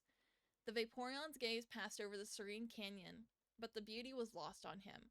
He only saw it as one thing, the possible hiding place of the fire type forbidden attack. If it wasn't there now, it would be soon.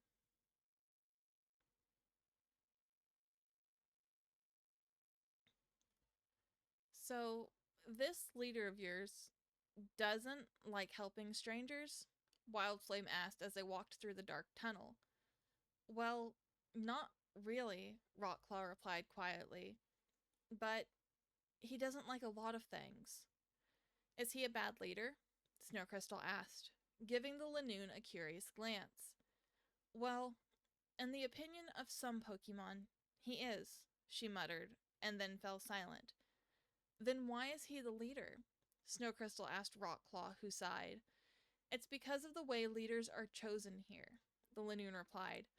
The previous leader chose him, out of all the potential leaders, to take his place after he grew too old to lead. So Scytheclaw was chosen, and he has quite a lot of followers. Scytheclaw? Snowcrystal repeated. Is he a Scyther? He was once, Rockclaw answered. Now he's a Scizor. Well, he came here as a Scizor. He was a trainer's Pokemon before, you see. Ever since he became leader, a lot of the old ways have changed, and we aren't encouraged to help other Pokemon anymore. In fact, we're often discouraged, since Scytheclaw is so focused on making the tribe better for us, digging new tunnels, disguising our homes, broadening our territory. All good things, but we simply don't need them much right now. Maybe in the future, but right now there is plenty for us. We should be sharing with others.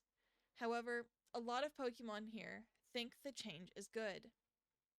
I don't understand, Snowcrystal told Rockclaw. Scytheclaw may be focused on getting more for the tribe, but that hardly makes him a bad leader. That's not all of it, Rockclaw replied grimly. He wants to take over the territory of other tribes, make the entire canyon our own, by driving them out or getting them to join us. The other tribes want to keep their own ways, but Scytheclaw thinks it will be better for all the Pokemon in the canyon to be bleh. Where was that?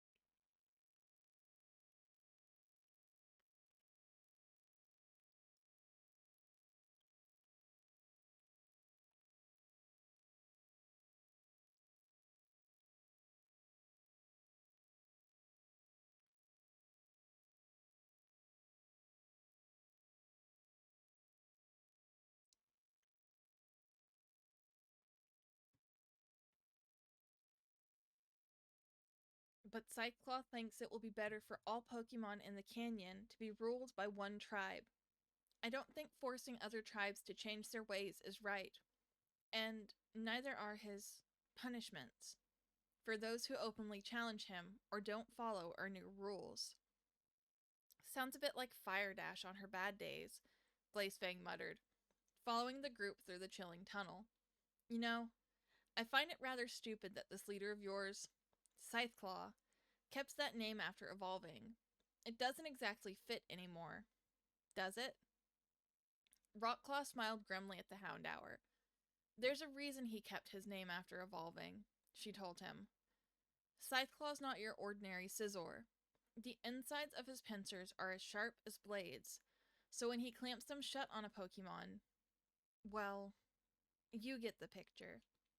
Scytheclaw spends a lot of time practicing his techniques in duels, and after having been trained by a human, he's an excellent battler. I'll give him that much. Redclaw suddenly halted in front of the cavern. No, where was that?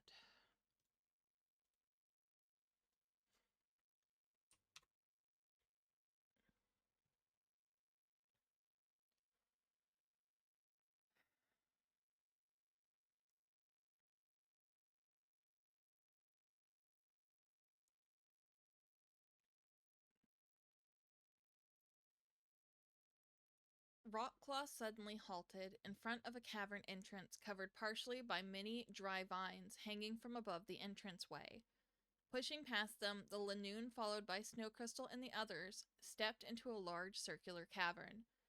Snowcrystal noticed that there was a light source here as well, from a single large hole near the ceiling on one side of the room. The room itself was decorated with colorful river rocks placed in niches in the cave wall, and several berries and herbs whose purposes were unknown were resting on small stone ledges near the ceiling. She could smell the remains of some sort of prey Pokemon and could see patches of fur and feathers scattered on one side of the room. At first, Snowcrystal couldn't see anyone there, but after the group had only walked a few feet into the cavern, a large Pokemon leapt down at them from the dark. He stood in front of them with a confused and possibly angry expression on his face. Snowcrystal had never seen a Scizor before, but some of the others, like Spark, Redclaw, and Nightshade, had. Scytheclaw looked more formidable than any Scizor the three of them had ever come across. He was a darker red than other Scizor, and the spikes on his head looked both longer and sharper. His pincers looked normal at first, but there seemed to be an unnatural-looking sharp edge along the insides, though in the dimly lit cavern it was hard to see it properly. While there was something about the look of his calm gaze that gave her the impression that he could be very dangerous, if I absolutely just skipped a sentence there.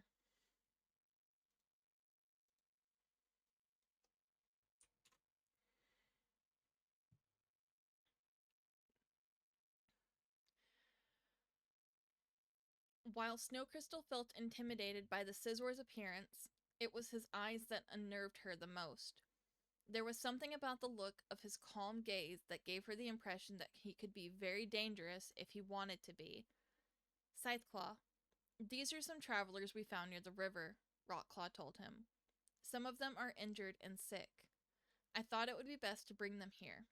There are three Bleh, good grief. Nope, stop.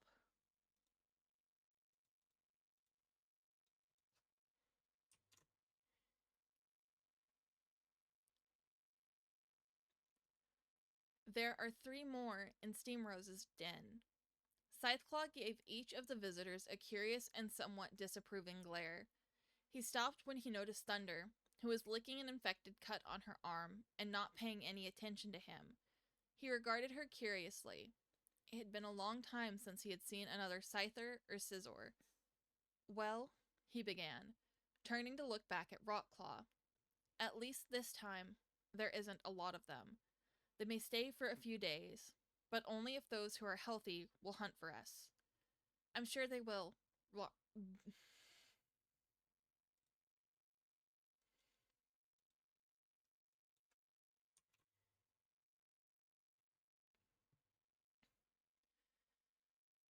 I'm sure they will, Rockclaw told him gratefully. relieved that she had caught him in a good mood. Snow Crystal suddenly noticed that Nightshade seemed uneasy. "What is it?" she asked him. "I don't know," he whispered back. "I just have this feeling. I think maybe I should go back and try to find Stormblade soon. He'll probably need to rest for a while after walking for so long." "He knows not to tire himself out too much," Snow Crystal replied. "Don't worry. If you can go out to look for him once we all get the chance to rest, it'll be fine." Nightshade paused for a moment and sighed. "I guess you're right," he replied. "Are you paying attention?" Scytheclaw snapped, and both Snow Crystal and Nightshade turned toward him. Sorry," Snow Crystal hastily apologized, hoping she hadn't missed anything. "What did you say?"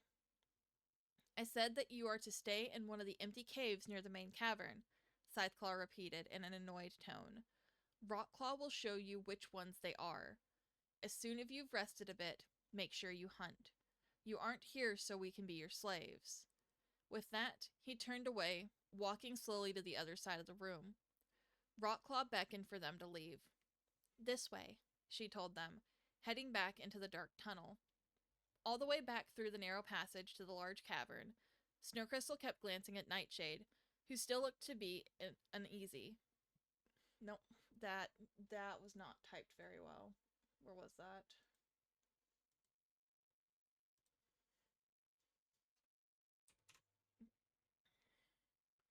Who still looked to be at unease.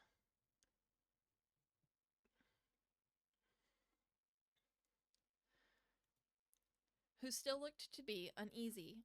She could tell something was bothering him, but she didn't know what. "What's the matter?" she asked him. Nightshade looked at her in sudden surprise, as if he had just been jolted out of deep thought. "What? Oh, I don't know.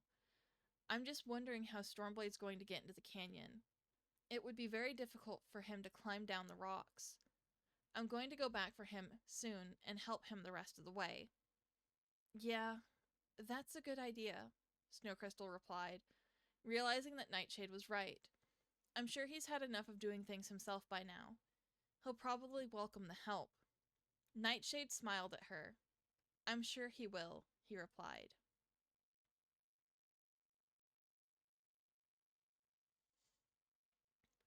The group met up with Rosie and Spark in the medium-sized cavern Scytheclaw had told them they could sleep in.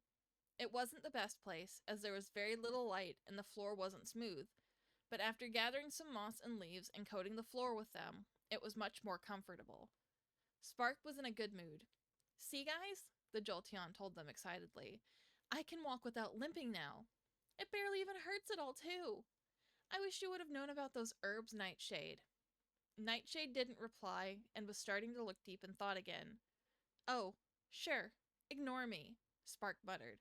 "You're still not much of a healer." "Nightshade," Snow Crystal asked, "are you going to look for Stormblade soon?" "Yes," Nightshade replied. "I'll go at night, when the army is less likely to see me if I run across any of them. I doubt they'd make such an effort to stop me if they did, since they're so busy searching for Blazefang. But I'd rather be safe." "Okay," Snow Crystal replied. "Let's just hope Stormblade's all right."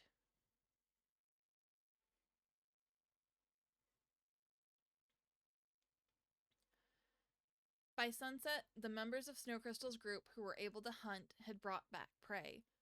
During this time, Nightshade decided to venture out of the cave and search for Stormblade.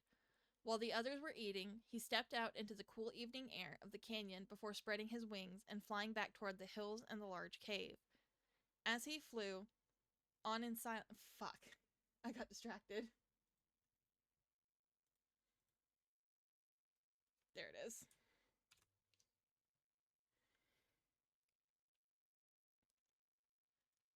As he flew on in silence, he could soon see the wall of the rock at the end of the canyon, underneath which was the secret tunnel leading into the cave. However, at the top of this rock, there were Pokemon moving. Curious, Nightshade flew closer, still keeping enough distance between himself and the strange Pokemon. It didn't take long to realize that there were more than just a few. A lot more. With a jolt of shock, he realized that this was the army. He quickly veered away from the large group, flying in a wide circle around them and trying to keep panicked thoughts from his mind. After all, the army wasn't traveling now. First, he had to find Stormblade. Then he could warn the others. It was getting darker as Nightshade flew onward, looking for any sign of Stormblade. After a while of searching fruitlessly through the ever-growing darkness, Nightshade was contemplating heading back. He thought he might have a better chance of finding Stormblade when it was daylight, and the Scyther had probably taken shelter somewhere. It would be near impossible to find him now. He also knew it would probably be best to warn the others of the army right away and not waste any more time. Reluctantly, he headed back. As he was flying back over the grassy hills, something caught his eye. Near a small group of thin trees was a Pokemon. Uncertain of whether or not it was Stormblade or some stranger, Nightshade flew closer. It didn't take him long to realize that the Pokemon was, indeed, a Scyther. Alarm took hold of Nightshade. Stormblade was lying down unmoving, and it didn't look like he was asleep.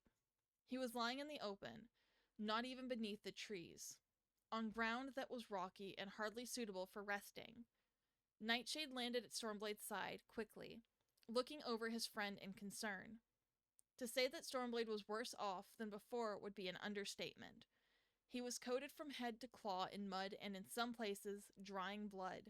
Due to this, Nightshade could not see exactly how severe his injuries had become, but it was obvious that he had gained some new ones, and the Heracross had a strong feeling that this was no accident. Stormblade. Nightshade realized that... Nope, I skipped a sentence.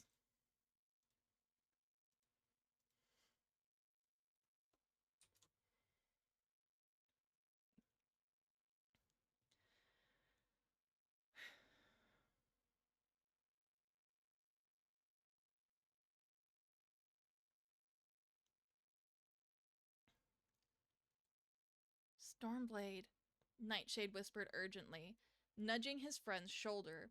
As he waited for a response, Nightshade realized that Stormblade was lying down in such a way that his shoulder was being pressed against the sharp edge of one of his blades. He obviously hadn't tried to lay down this way. He must have fallen. Nightshade quickly moved to the blade. Nope. Where was that?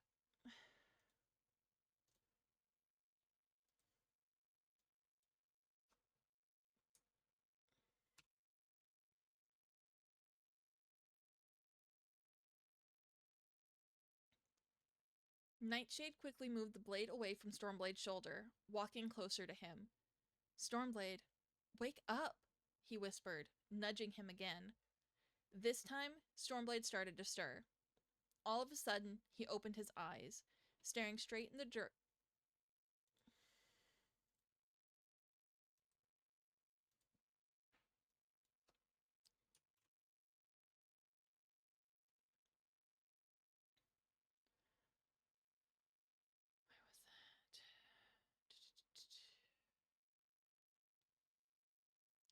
Staring straight in Nightshade's direction. However, it seemed as if he was looking through the Heracross, as if he didn't exist.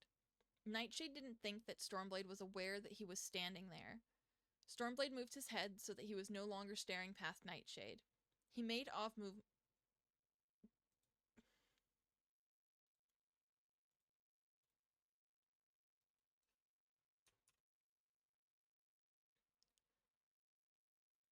He made odd movements, like he was trying to lift his arms in an attempt to stand, but after a moment he lay still. Nightshade tried speaking to him again. Stormblade, can you hear me? The Heracross asked quietly, nudging Stormblade's shoulder again. Stormblade gave no indication that he had heard or felt Nightshade nudging his shoulder. He lifted his head, staring straight ahead as if gazing at something Nightshade couldn't see. Nightshade quickly moved in front of him so that he was in Stormblade's line of sight. Stormblade, it's me, Nightshade, the Heracross whispered, looking more alarmed. Stormblade gazed... Good grief.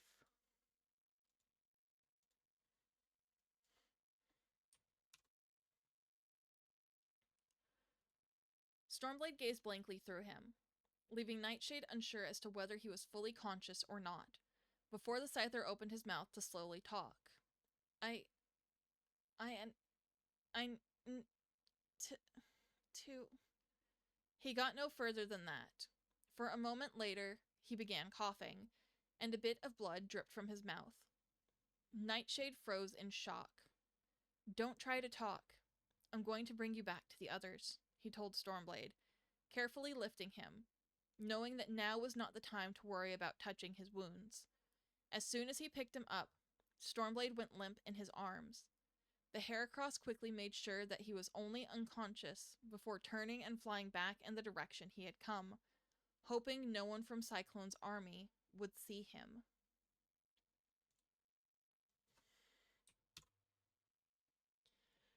Okay, export, path, part 37.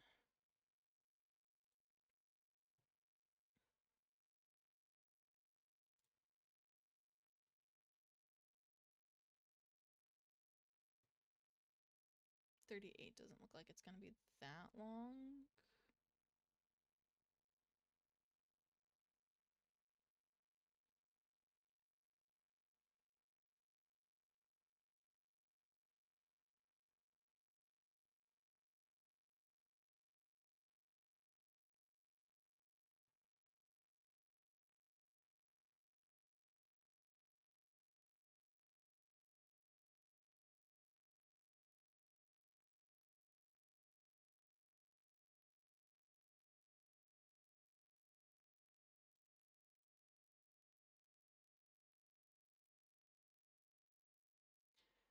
Okay. Do I want to go ahead and record one more part?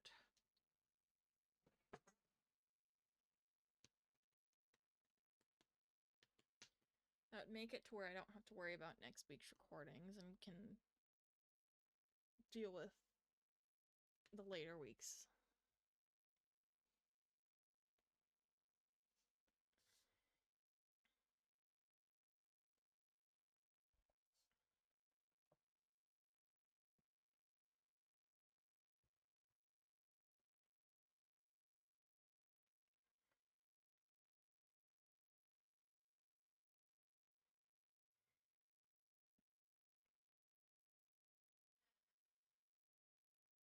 Snowcrystal wasn't feeling tired.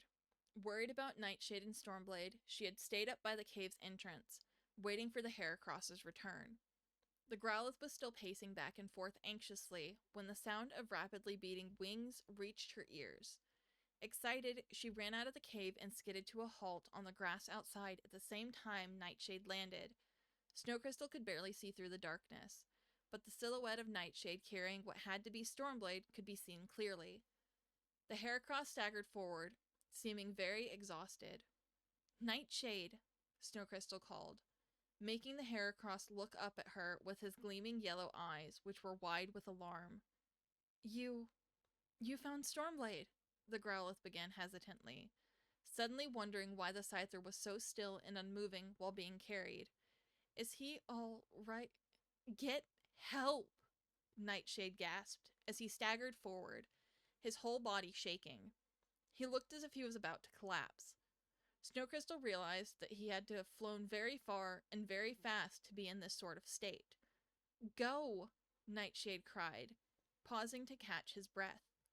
Snowcrystal turned and ran, confusion preventing her from knowing whether to be worried or relieved that Stormblade was now here.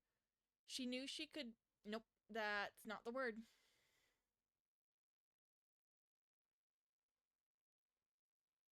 Doofus.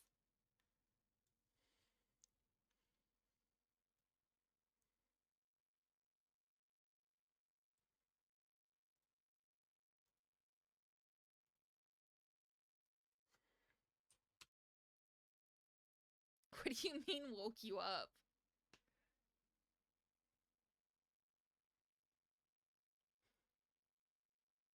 You make it like I wasn't just starting to read the next story part.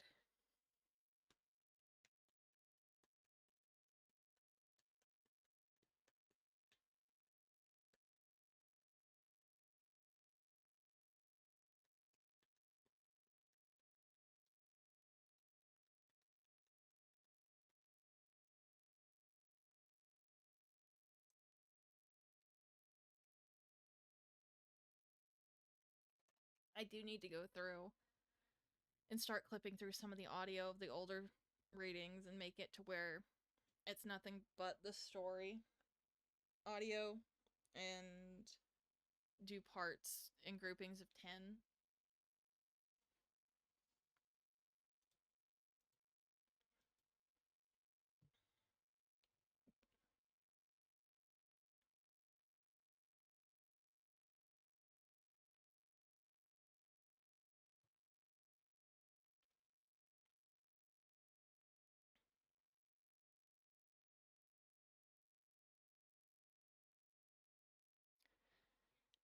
You chose to sit here and listen to this stream. You should have known well in advance that there was a chance that something would disturb you.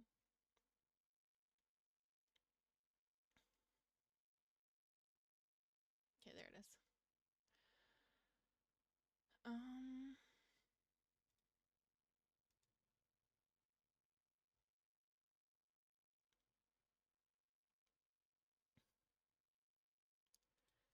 She knew she should be going to find Streamrose, but she found her paws taking her to her friend's resting cavern first instead. Everyone, she yelled once reaching it, waking the sleeping Pokemon up. Nightshade found Stormblade!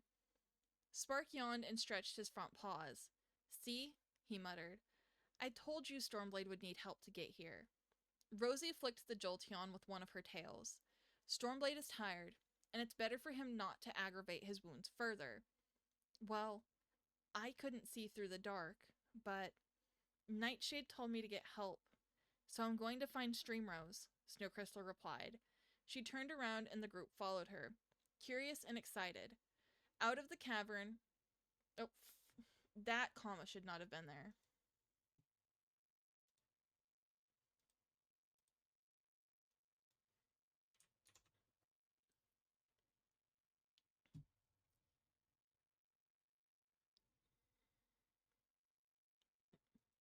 Out of the cavern. I'll get Streamrose, Snow Crystal, Redclaw volunteered. The rest of you go see what Nightshade needs help with. Stormblade might have worsened his wounds with all that traveling. The Pokemon left the cavern together, and even Blazefang followed out of sheer curiosity. Redclaw headed off toward the Healer's Cavern as soon as they reached the main chamber of the cave. Snow Crystal paused to look around and noticed Thunder standing uncertainly at the entrance to the cavern they'd been resting in. The Scyther looked very unsteady on her feet. Wildflame noticed her as well. You don't have to come if you don't want to, the Houndoom told her. Thunder just looked at her with a blank expression. Get some rest, Wildflame told her in a calm tone. We not... Bleh. Nope. Where was that?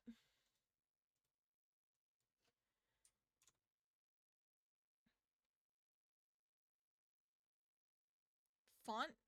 It's just the default one on DeviantArt.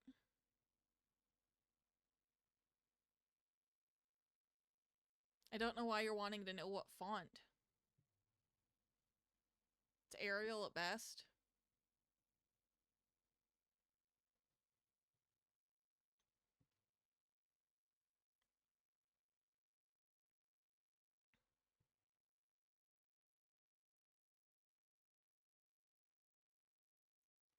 We're not getting into that.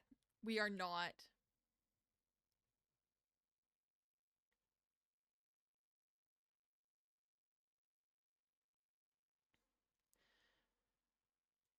We might not be back in a while, since we all want to talk to Nightshade and Stormblade, so you'll be alone in the quiet. Thunder didn't bother to reply, but she silently agreed and walked back into the cavern. Wildflame caught up with the others quickly as they headed briskly through the large cavern. I think Thunder is getting worse, the Houndoom sighed as she walked. I kept trying to help her earlier, but she just wouldn't respond to me, not even to growl or anything. She's been getting thinner, too. Is that even possible? Spark asked, rolling his eyes. Good question, Blazefang muttered. Spark shot him a seething glare, and the Houndour withered under his gaze. Snow Crystal barely heard the others' conversation as they made their way to the cave entrance. Snow Crystal darted ahead of everyone else as she saw that Nightshade had made it into the big cavern from the tunnel leading outside. The others quieted and followed, gathering around the tunnel entrance as Wildflame used her Ember attack to light up the area around her. Luckily, most of the cave Pokemon were asleep in other tunnels, so they were not bothered by the sudden bright light. Nightshade looked up at her gratefully as he staggered into view, carrying the limp form of Stormblade with him. Snowcrystal gasped when she saw him clearly. Stormblade's entire body was coated in sticky mud, and many of his wounds, both new and old, were bleeding after the frantic flight he had endured. Blood was also dripping from his half-open mouth. The Scyther looked like a mess, and one of his wings was bent at an awkward angle. Nightshade carefully set Stormblade down before half-collapsing himself in exhaustion. Everyone seemed alarmed. Wildflame looked as if she couldn't tell if Stormblade was alive or dead. The look on her face made Snowcrystal believe that the thought he could die any second... Nope, I skipped a word there. Where was that?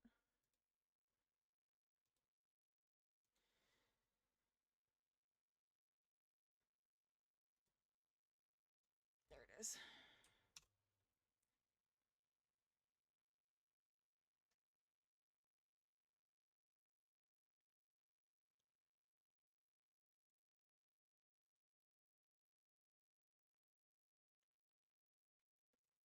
And the look on her face made Snowcrystal believe that she thought he could die at any second if something wasn't done. Blazefang looked absolutely disgusted by the sight. Spark seemed frozen in complete shock, and Rosie had suddenly gone very pale, looking as if she was about to pass out. Blazefang was the first to overcome the shock and break the silence. So, is he dead? Or going to be? He asked. Neither, Wildflame told him, and Blazefang looked at her in surprise. Wildflame quickly looked away and turned back to Stormblade. Blazefang's expression had read, "Do you actually care about this Scyther?" Suddenly, Snowcrystal felt Redclaw's thick fur brush against hers as he and Streamrose arrived. They approached Stormblade and Nightshade. The Heracross was still too exhausted to stand. Streamrose... Bleh.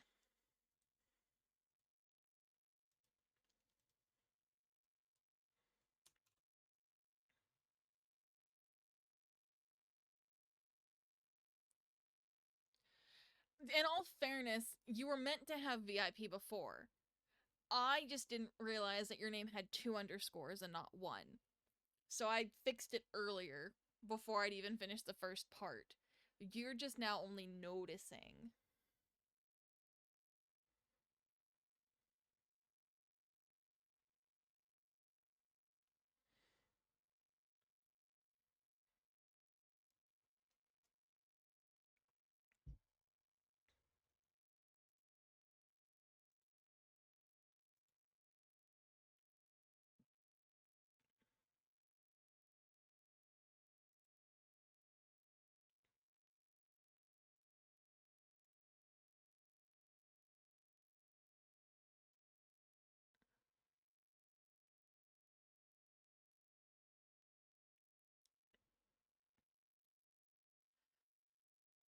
Streamrose stifled a gasp as she looked at the bloodied Scyther lying on the cave floor. What happened? The Gardevoir asked, looking around at the group. I don't know, Nightshade said weakly, getting shakily to his feet. He was hurt very bad before, but not this bad. Something happened to him recently. I don't know what. Streamrose bent down to examine the wounds quickly. Nightshade looked at them too, and though he couldn't tell for sure, the newer injuries looked at least a day old. An alarmed thought entered his mind. How long had Stormblade tried to drag himself across those hills and fields in this condition? Help me get him in the healer's cavern, Streamrose said to Nightshade. And despite his exhaustion, the Heracross nodded. The two of them carefully lifted Stormblade and headed toward the rocky opening. But this time... Oh, no, that's not the word.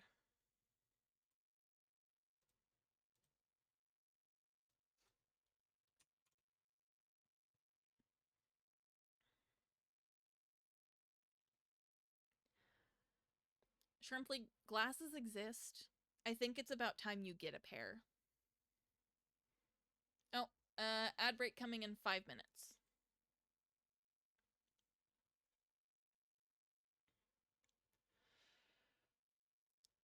By this time, a few curious Pokemon had entered the large cavern to see what was going on.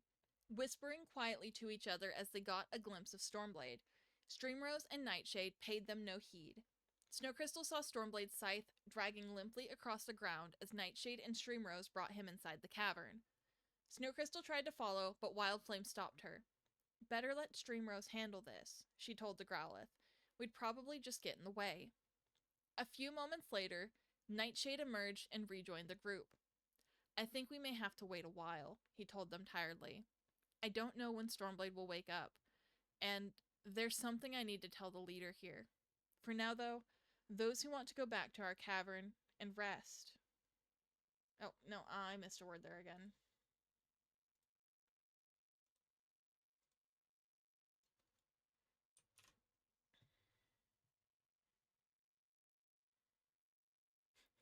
Pity for them, I have no brain for them to control with these glasses.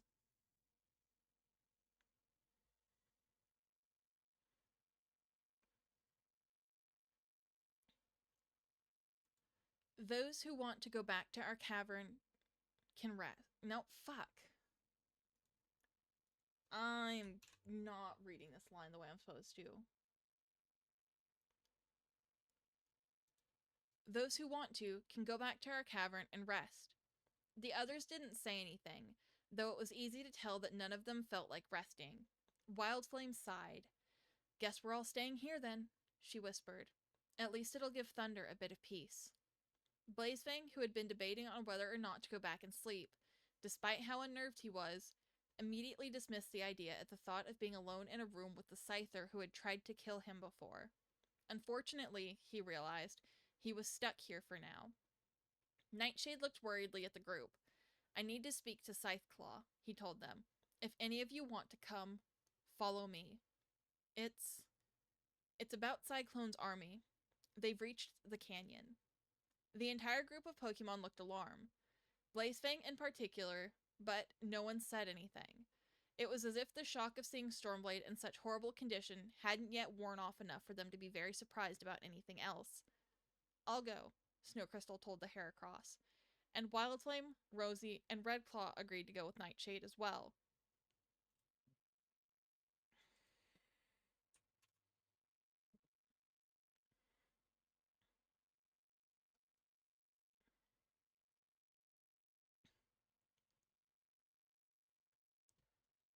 Oh, great. I have to stay here alone? With him? Spark growled, looking at Blazefang. Believe me, I'm not happy about it either, the Houndour retorted. Snowcrystal ignored the two and followed Nightshade as the Heracross rushed into the tunnel leading to Scytheclaw's cavern. The Growlithe leapt back in shock as Nightshade was suddenly pushed roughly aside by Scytheclaw when the Scizor strode in bleh.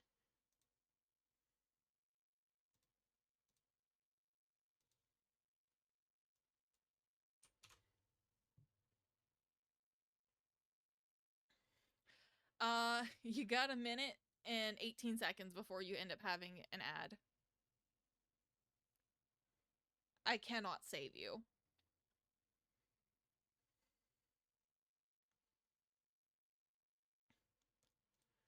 The Growlithe leapt back in shock as Nightshade was suddenly pushed roughly aside by Scytheclaw when the Scizor strode into the large cavern, obviously annoyed by the commotion.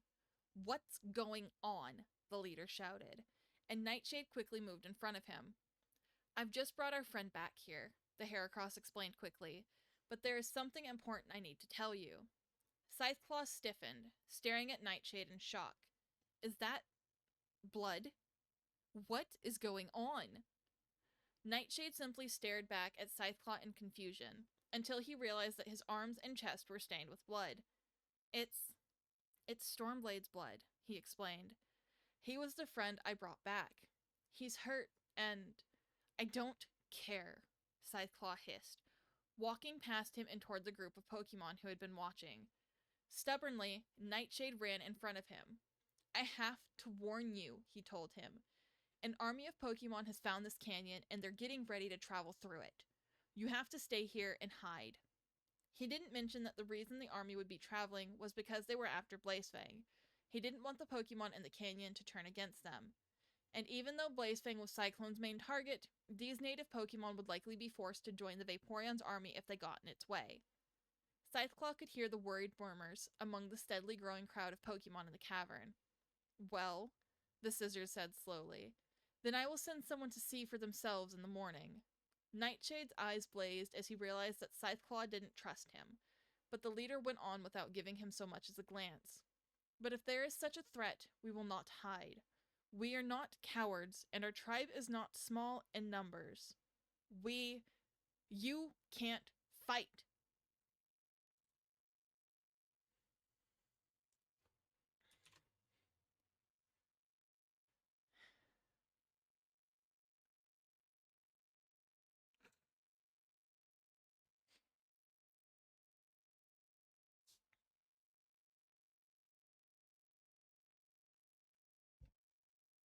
Poor Shrimply.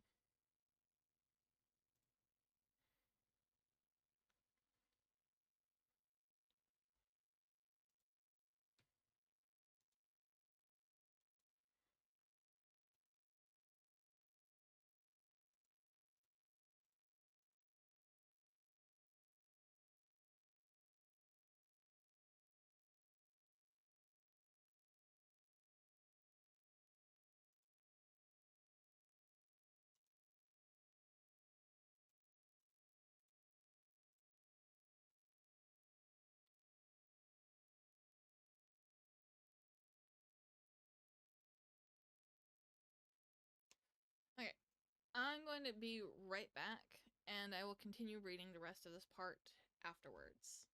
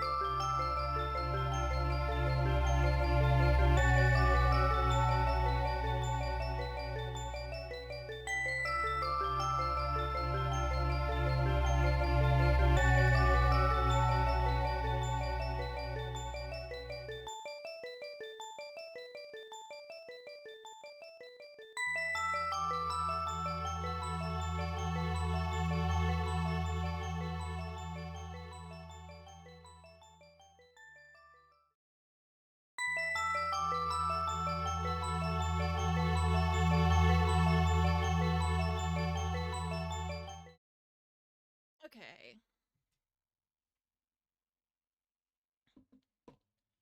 What was the last bit of dialogue I left off on?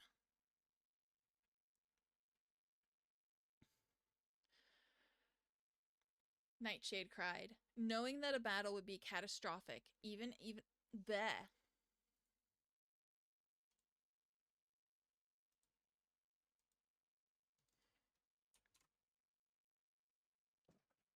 I cannot promise you anything. Be lucky that they're only like once an hour, Shrimply.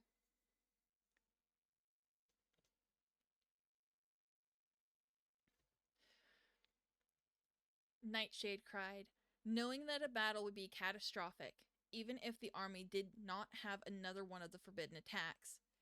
He stood right up to Scytheclaw, staring into the tall Scissor's eyes. You have no idea what you'd be going up against.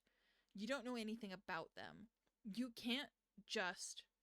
In a burst of furious hostility, Scytheclaw lashed out at Nightshade with one of his open pincers with such force that it not only cut a small gash above his right eye, but it knocked him to the ground completely.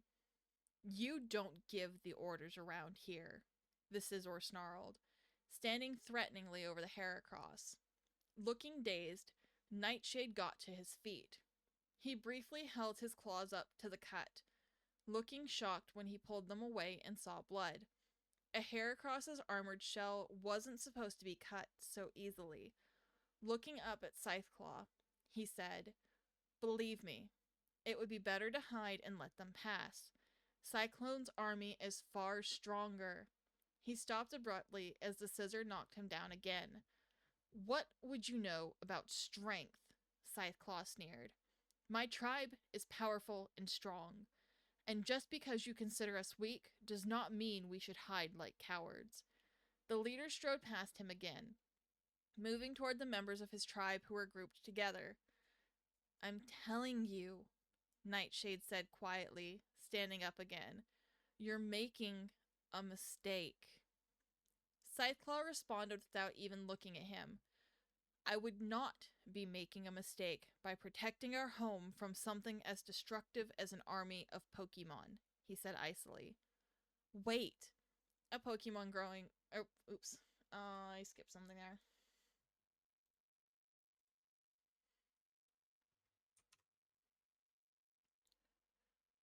No can do, Shrimply.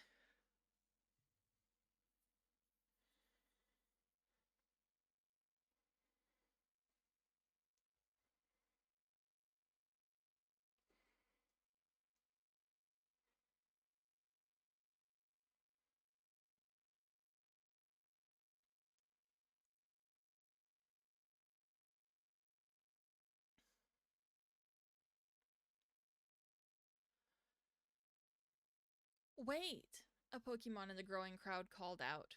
"Are you sure this is a good idea? What if..." Scytheclaw rounded on him.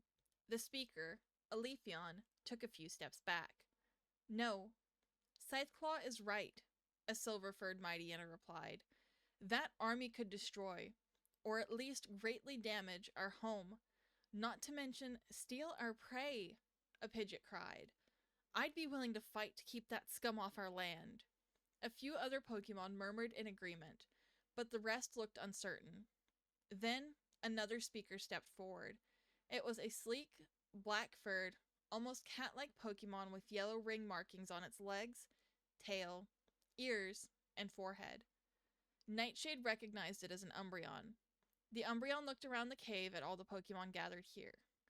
"Are you mad?" he cried. "We don't know anything about this army, and already you're willing to try and fight it? And even if our tribe could defeat them, a group of Pokemon that large would kill and injure many. And then what would we do? There wouldn't be enough of us to find food or defend ourselves from other intruders." "Moonlight is right," a Glameow called. "Even if we end up having to search outside the canyon for food, it's better than risking injury and death." Several of the Pokemon bristled and glared at the two, and most of the hostility was directed at the Umbreon. The majority, however, moved toward Moonlight and the Glameow and looked back at Scytheclaw almost fearfully. "We don't want to fight," a Flareon told the leader timidly. Scytheclaw's pincers clenched together tightly as he gave the group facing him a seething glare. Snowcrystal wondered what would happen and if Scytheclaw would order them to fight anyway. Scytheclaw looked ready to do just that, when the Zangoose Snowcrystal had seen earlier whispered to him. "Scytheclaw," he told the leader, "outright ordering them to do this could cause problems. Problems we don't want to deal with. We..." Scytheclaw silenced him, understanding what he meant. If most of his tribe was siding with Moonlight and the Heracross, presenting it as an order could lead to a refusal to fight. But there was another way, a part of the tribe's ancient laws and traditions the Pokemon would have to respect and obey. Snowcrystal watched as Scytheclaw approached Moonlight. She hadn't heard what the Zangoose had whispered to him, but she sensed that something in the leader's attitude had changed. The Scizor reached the group of Pokemon, who all nervously turned their eyes on him. It seems as if most of you here don't want to try defending our territory, Scytheclaw announced in a deceptively calm voice. But there are several of us who do. He paused to look at those who had moved to the other side of the cave, showing their support for him as leader. It seems as if the best way to make this decision would be the traditional way. Snowcrystal looked around nervously, spotting Rockclaw nearby and moving over toward her. Rockclaw, what's the traditional way? Before the Lanoon could answer, Scytheclaw himself explained to the Pokemon in the cave, glaring at Nightshade in particular. The traditional way, he began, as you all know, apart for you, newcomers, is that when a large number of... Nope, that's missed a word.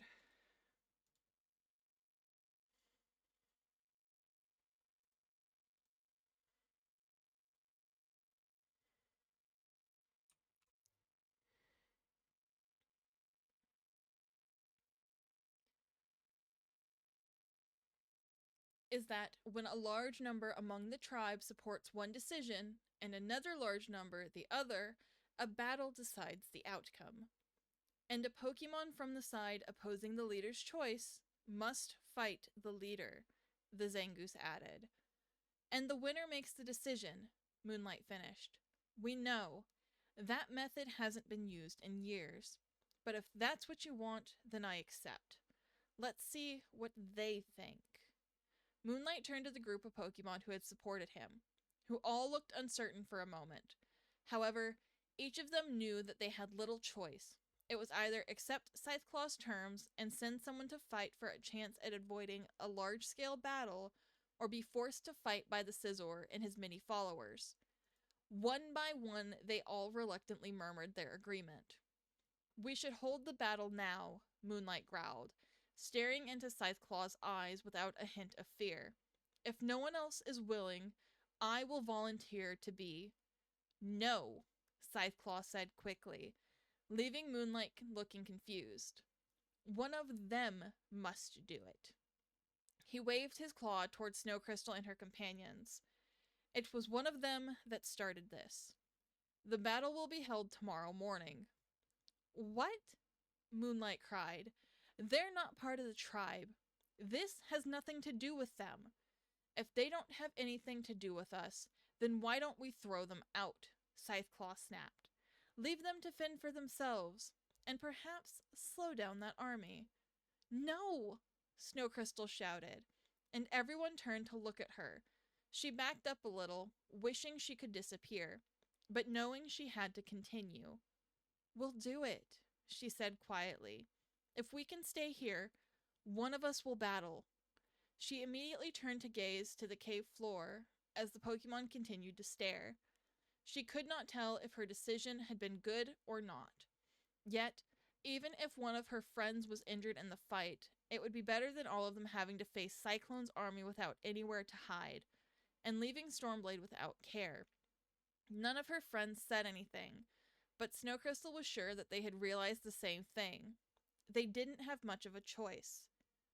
Very well, Scytheclaw told her, and turned swiftly back to the tunnel leading to his cavern. It's settled then.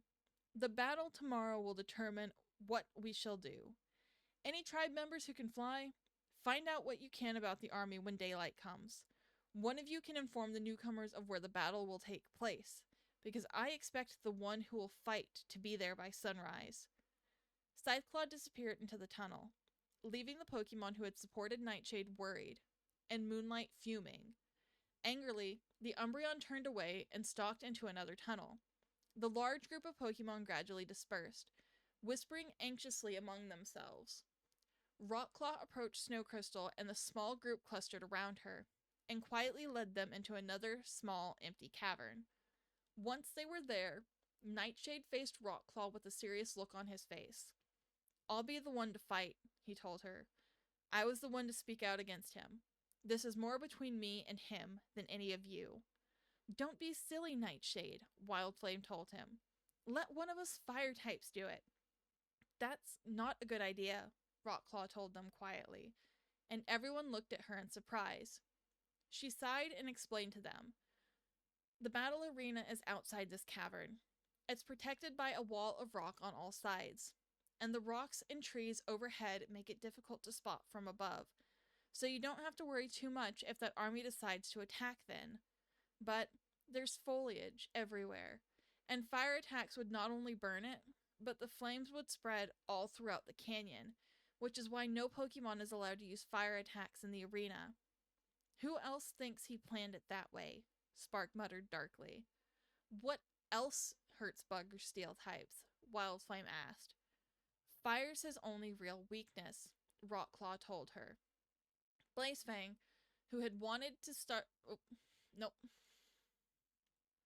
Where was that?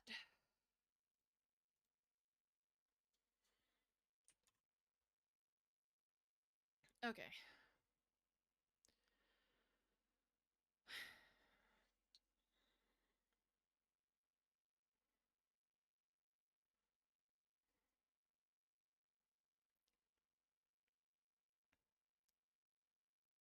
Who wanted the fight to be won so that they could hide in safety as much as everyone else did, decided to speak up. I think I have an idea, he began. If you're thinking of using Shadow Flare, forget it, Rosie snarled. No, I wasn't thinking that, Blazefang growled, casting an anxious glance at the confused Rockclaw. I had another idea. Why not set Thunder loose in the arena and let her rip that Scizor to shreds, like she tries to do with everything else? Thunder is ill, Nightshade told him. She could probably still put up a good fight if she was provoked, but she would be injured severely. And is that a problem? Blazefang asked. Nightshade ignored him. Like I said, I'm willing to do it, he told the small group again. I've had experience in battles, and I've not been traveling as long as the rest of you, so I'm not nearly as tired. I don't know, Blazefang replied. You don't look like you could take down a Scizor. I'm still going with the Thunder idea. I mean, come on. She'd get some exercise and get to kill someone at the same time. She'd love it. Forget it, Redclaw told him. Thunder is wounded enough, and I suppose Nightshade is right. He is the healthiest and will stand the best chance in a fight if none of us fire types can use our best attacks.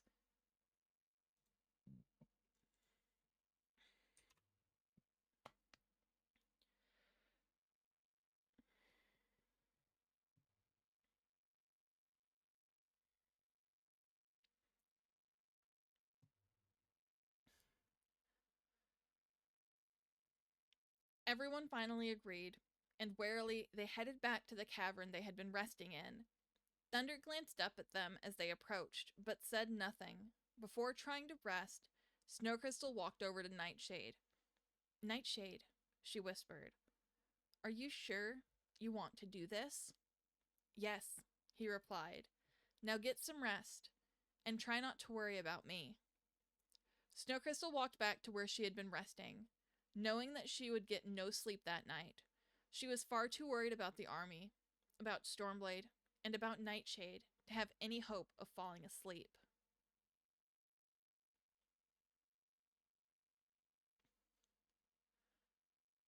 Scytheclaw wasn't sure what to think about the reactions of Moonlight and many of his tribe members. Yet, at least they had agreed to let a battle see who would decide whether the tribe should fight the army. In his chamber, he waited until the Zangoose from before had brought him prey. Afterwards, the two had talked about the approaching army, and then the upcoming fight. Which one of them do you think is going to fight? The Zangoose asked, looking at Scytheclaw. It'll probably be one of the fire types if no one's told them about the arena's rules. It doesn't matter, Scytheclaw told him simply. All that matters is that they are defeated quickly. That Umbreon worried me. I know there are several Pokemon who would leave the tribe if it weren't for the shelter we have, and would fight against us if they weren't so against taking part in large battles. Maybe After the battle, you can get them to see it your way, the Zangoose suggested. Some of them simply won't listen, Scytheclaw replied. A better idea would be to remind them what they are there. Where was that?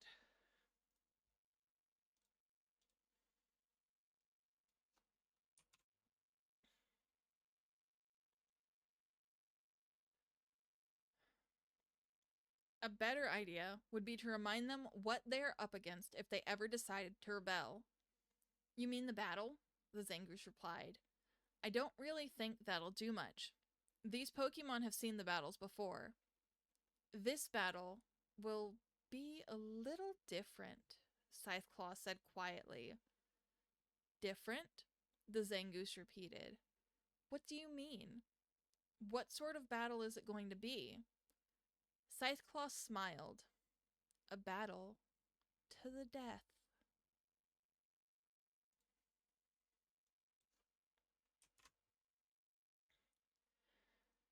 File, export audio, The Path of Destiny, part 38.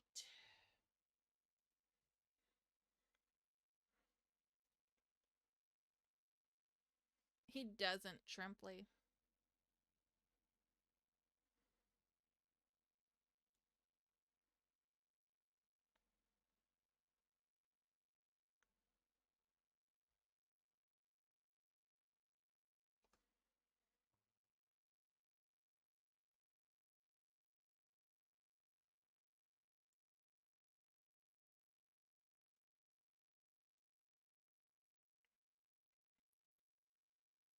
Okay, I think that's going to be where I call it.